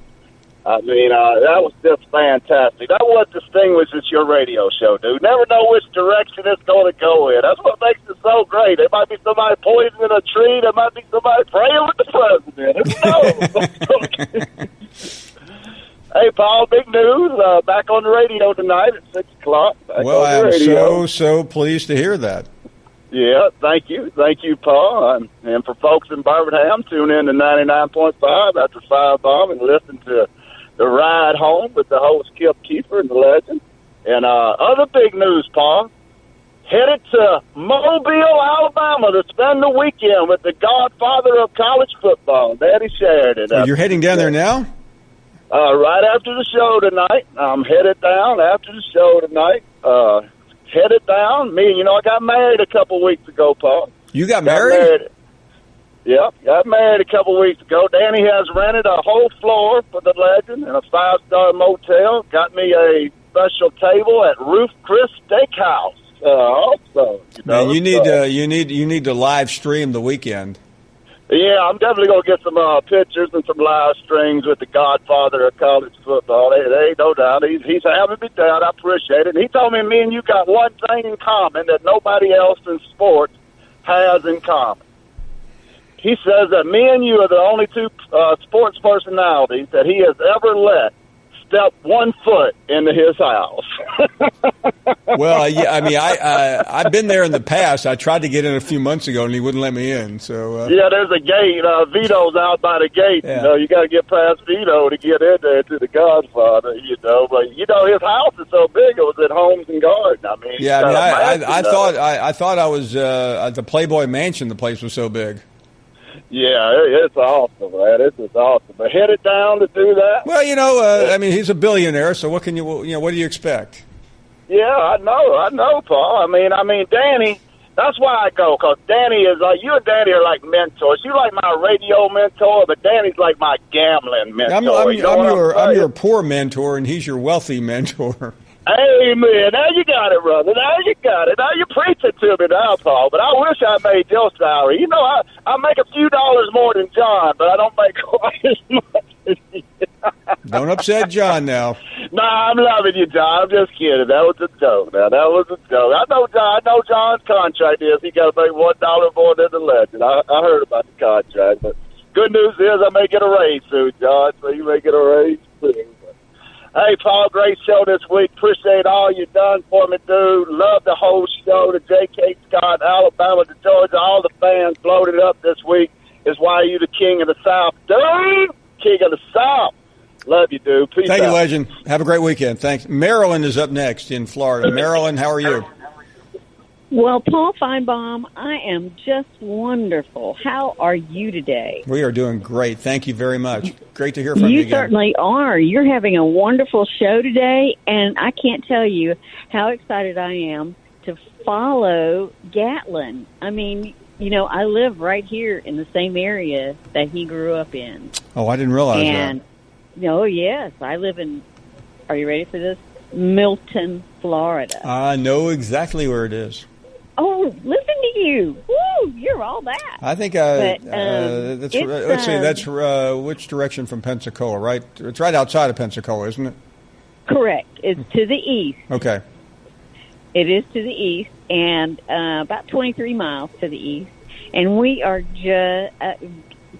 Justin Gatlin is just really... The only reason I know is I was, many years ago, I went down there with somebody, and we picked up Emmitt Smith.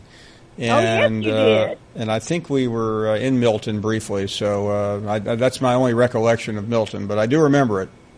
Yeah, it's not a large city. It's it's about 12, 15,000 people inside the city limits. But I just wanted to say to you, I have been watching, and you have been doing so well with remembering to say your T's and not having a lazy tongue. Until today, I have to say today, I have to maybe, I don't know, a half dozen times. And I'm just like sitting on my patio, and all of a sudden I just get this little chill. I'm like, oh, no, I'm going to have to let him know he slipped back. Oh, my goodness. It's like a good coach. Any good coach. No, okay. Speech, football, whatever. It tends to happen when I slip into the lower octave voice. It kind of just... But I will keep that in mind. It is such a pleasure talking to you. Thank you, Paul Marilyn. Finebaum, and I enjoy your show so much.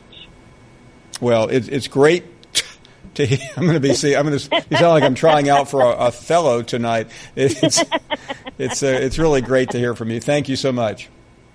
No, it's good talking to you. We'll talk Okay. to you another day. Always a pleasure, Marilyn. Thank you. Steve is in Chicago. Hello, Steve. Hey, how you doing, Paul? We're doing great. Hey, it's raining up here, but I live close to Wrigley Field, so you know how the Cubs are.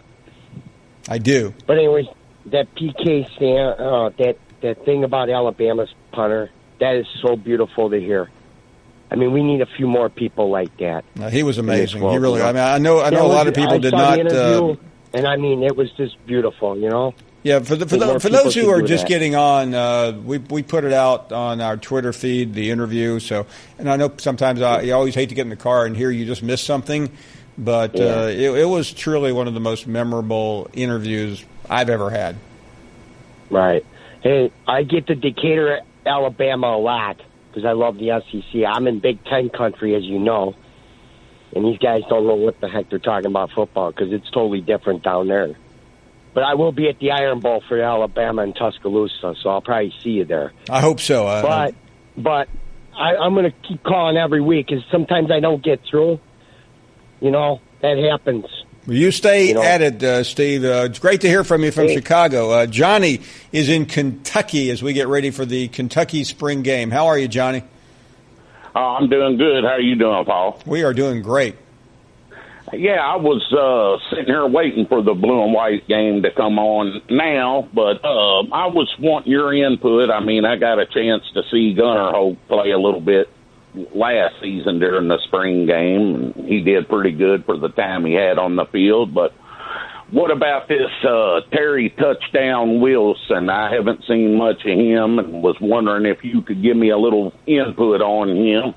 Yeah, we had Coach Stoops on earlier. I've heard good things about him, but Coach was pretty careful in building up expectations. But that game will follow us on the television side. I'm really looking forward to seeing it. I know you are as well. Let's check out David, who is up next. David in South Carolina. Hello, David. Hey, Paul. How you doing today? We are doing well. Thanks for the call. Oh, thank you for having me.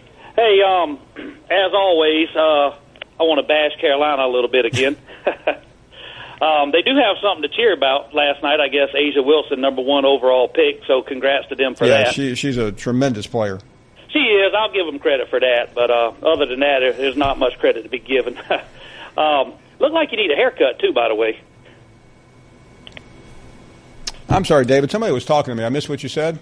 I said, looks like you need a haircut, too, by the way. It seems like I just got one, but I will take care of that before we see each other again.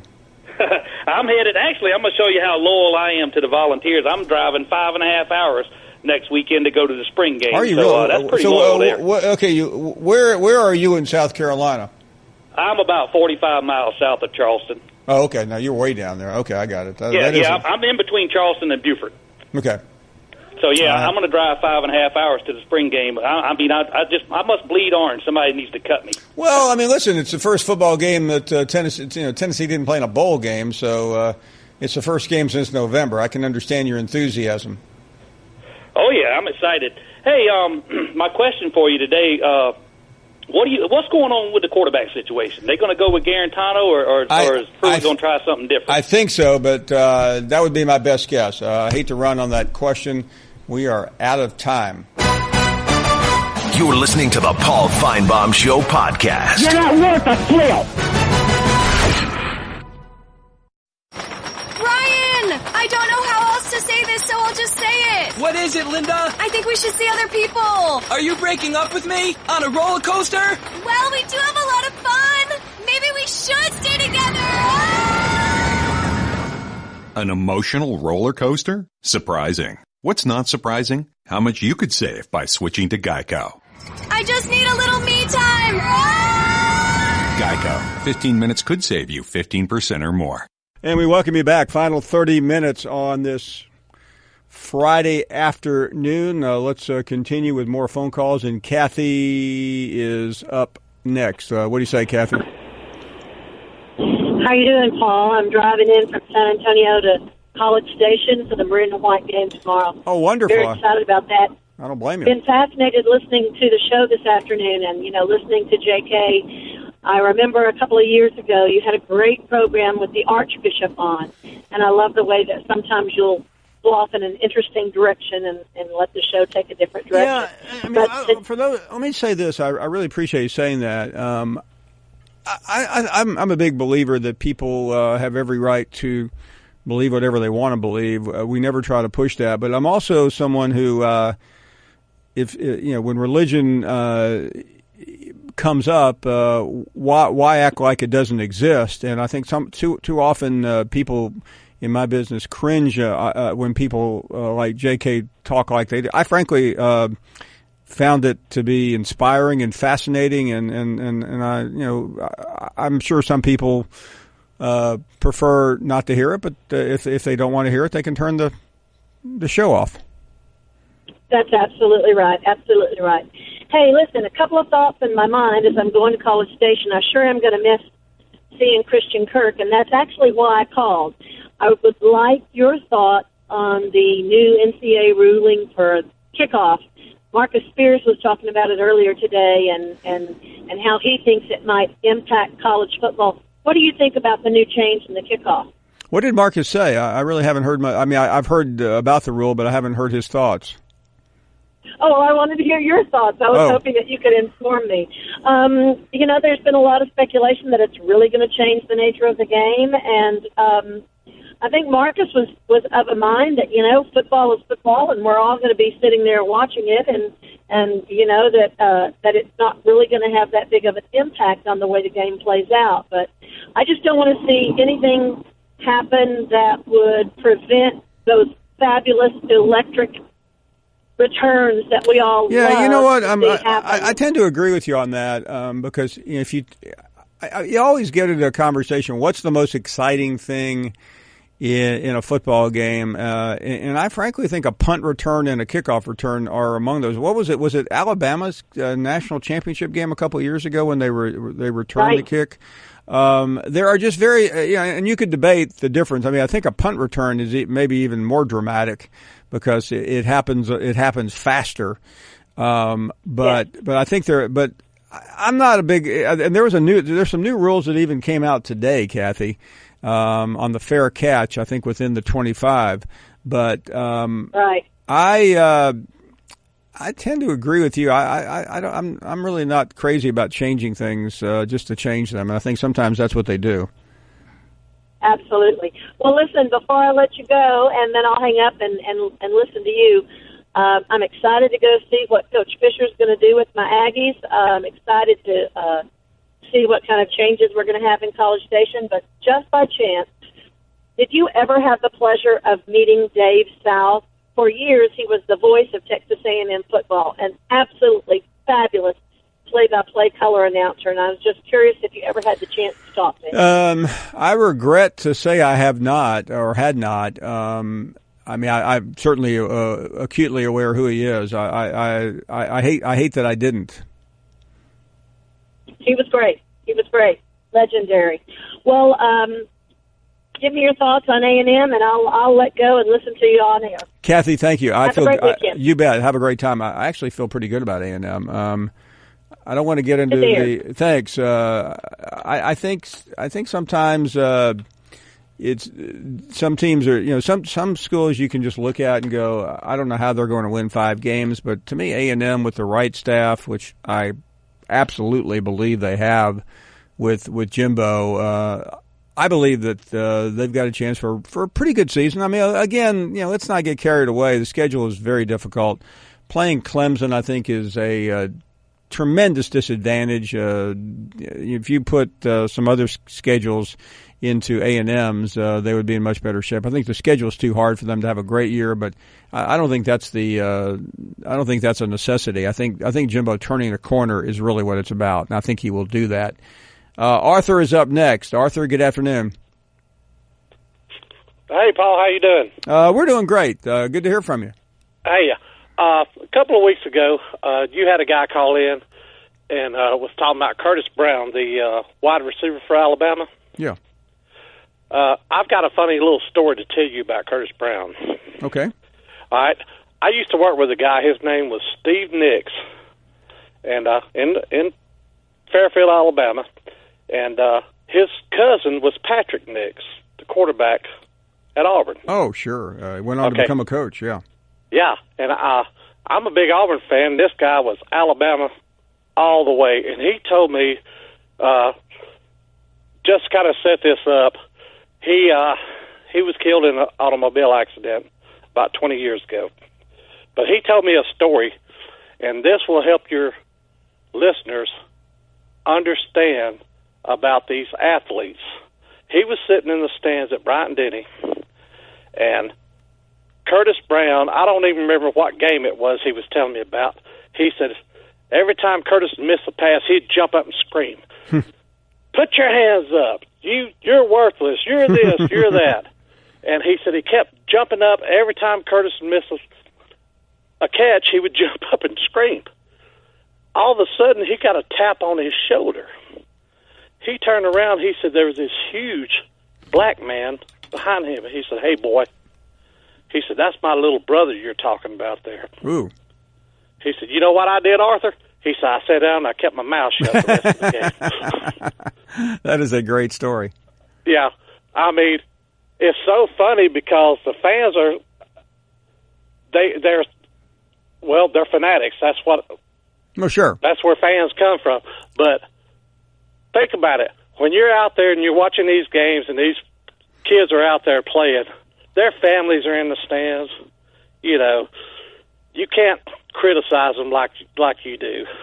No, you know, I will tell you, I used to be more critical, and then you start meeting the players and you meet the families, and I mean, you still have to be objective, but it does become more difficult, and you know, sometimes where I am, I mean, you can't avoid. I mean, you're literally. I mean, I remember this year we were at Alabama.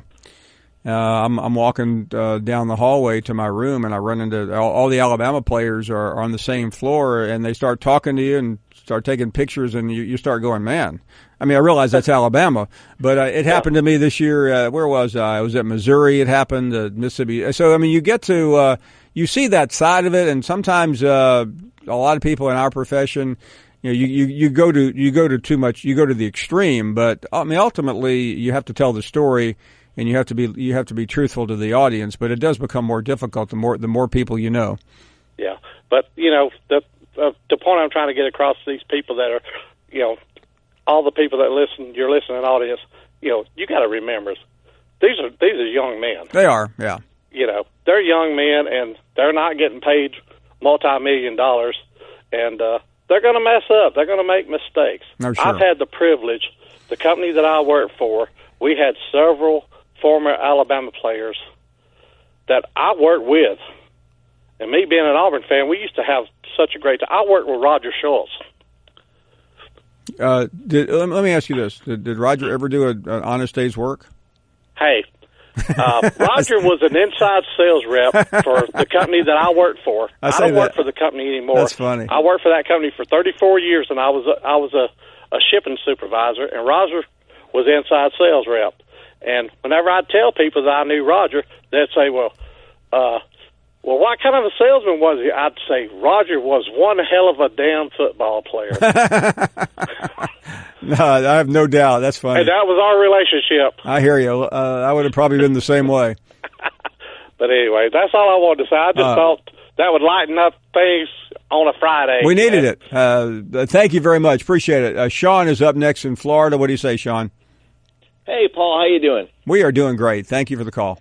Excellent. It's a beautiful Friday the 13th down here in Florida, and I just want to say I grew up in Alabama, and so I don't know where the Larry from Shelby and the Jim from Tuscaloosa and the Iron Man from Montgomery and all these clowns came from, but let me just tell you, I got to give you kudos because you run your show. I got pretty much 3 segments. That's the way I've dissected the show. You've got your show, which is basically you sometimes have Laura, and you have coaches and players and analysts and whatnot on this side. Then you got Mark and John over there, you got their antidotes. You got them get off my lawn. You got them in front of the White House. You got them in front of the Masters, whatever's going on. Then you've got to somehow referee the full-bore clown show over here with the I-Man and the Larry from Shelby, who's always drunk. And then you've got the squirrel, and I just want to say that it's a very entertaining show. Well, you know what you just described, a three-ring circus. It is exactly what it is. But, how you referee that on a daily basis, and you walk in the studio, I'm sure you have no idea what's going to happen till you get there. Then you get there, and you're like, oh, here we go. And I just want to say it makes it a very entertaining show, and I just want to give you. Well, thank you. Days like today, we've been unusually busy with guests. That's when it becomes a jugger. I mean, the caller part to me is the most natural because I've done it for so long. It's like if you know how to play a piano or guitar, you just pick one up or you sit down and you start playing. The other part can be complicated, but it is. You've described it about as well as I've ever heard it described. Yeah. Well, have a great weekend. Thank you. Thank you very much. Fascinating call there. We're going to take a break. We still have time for you to get in at 855-242-7285. Friday the 13th. We're coming back. You're listening to the Paul Finebaum Show podcast. Put a little cherry on the top. Let's talk to Charlie up next in Tennessee. Hello, Charlie. Hey, Paul, pure gold today. Platinum plus. I mean, you hit the nail on the head of that player. Thank you so much. And you know what? You're going to have a lot of angels flying around your house tonight for doing that. No, you don't get criticized for it because, this nation needed something like that. Well, I appreciate you saying that. To me, J.K. Scott was so real and authentic, and I mean, I wanted to hear what he had to say. I wasn't about to impede his message. It was genuine, and you need genuine on your show, Paul. And when you do that, it makes you a better person, it makes your show better, and it makes your listeners better, and they want to call and tell you about it. And bravo, you did well, and keep up the good work, Paul. I hope you don't lose your job over that. You know what, Charlie, if I do, I'll be happy. I'll be happy with the decision that we made. I'm sure you will, because you know what? That was pure gold. It's platinum, titanium, or silver. That was lost vintage history, if you want to call it. Well, thank you for saying. Prayer needs to be put back into the schools, needs to be put back in your show. It needs to be put everywhere in America, and that's just not black, white, Mexican, Chinese, Indian, whatever color. You did a wonderful thing for whoever's listening to your show today. Well, thank you. I appreciate that, and I hope people, if they missed it, will check it out. It's available on our Twitter site or any place you can find it. Frank is up next in Atlanta. Hey, Frank. How you doing, Mr. Finebaum? Thanks for taking my call. Thank you. I was just listening to that last conversation you had with that caller, and I didn't catch the J.K. Scott. I kind of got off late. I didn't catch that, and I'm going to podcast that tomorrow.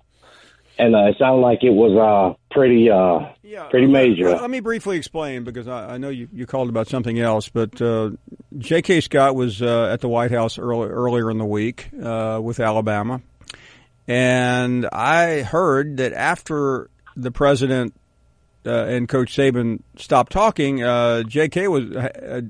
had walked up to Donald Trump.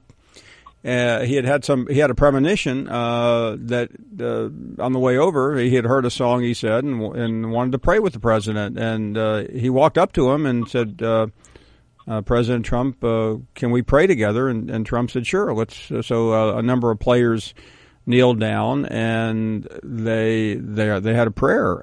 And we wanted to talk about that with him, and it was incredibly moving. What was interesting about our conversation, Frank, and I think this is where some people are reacting, is at the end of the interview, I was thanking him for being on. He said, "May I ask you something?" And I said, "Yes." He said, would you allow me to do a prayer?" And I never, in all the years I've done this, no one had ever asked me. I mean, I've had ministers on, but no one had ever asked something like that. So he did, and live on television and radio, he. I really don't know. I couldn't see what he was doing because I had my eyes closed. But he gave just a beautiful prayer, and yeah, I mean, I realize some people may not have wanted to hear it, and that's fine. And I would never push anything down somebody that that would offend them. But I thought it was really an amazing moment. That sounds powerful. I can't wait to. When I get to work, I drive 18-wheelers locally here in Atlanta. Born and raised in Birmingham. Oh, wow. But, yes, sir. And wow. That's I'm sure that was a powerful moment for Donald Trump. Yeah, I mean, I listen, I watch TV and read like everybody else. I know what's going on in Washington, and yes, sir. You know, that's not for me to decide. But I really I thought it was great. It was just one of those rare moments that you're just really blown away by. And I don't mean to be cynical, but when you sit behind the microphone like we do, you see most things. You rarely like, I cannot believe this just happened. But that was one of those moments. Yes, sir. I love your show, Mr. Finebaum. I listen to it. I podcast it every day. And I remember a few days ago you spoke up for Legend and got him, I guess, a job at a radio station. And you're a great person, you know, with your heart, with everything. I love the show. I hope you'll let me call back and speak with you again. Frank, I did want to ask you about Mika Fitzpatrick. Frank, let me jump in. I hate to do this after what you said, but we are at the end of the show. We'll continue this Monday. Thank you for listening to the Paul Finebaum Show podcast. The Paul Finebaum Show airs weekdays on the SEC Network, beginning at 3 Eastern.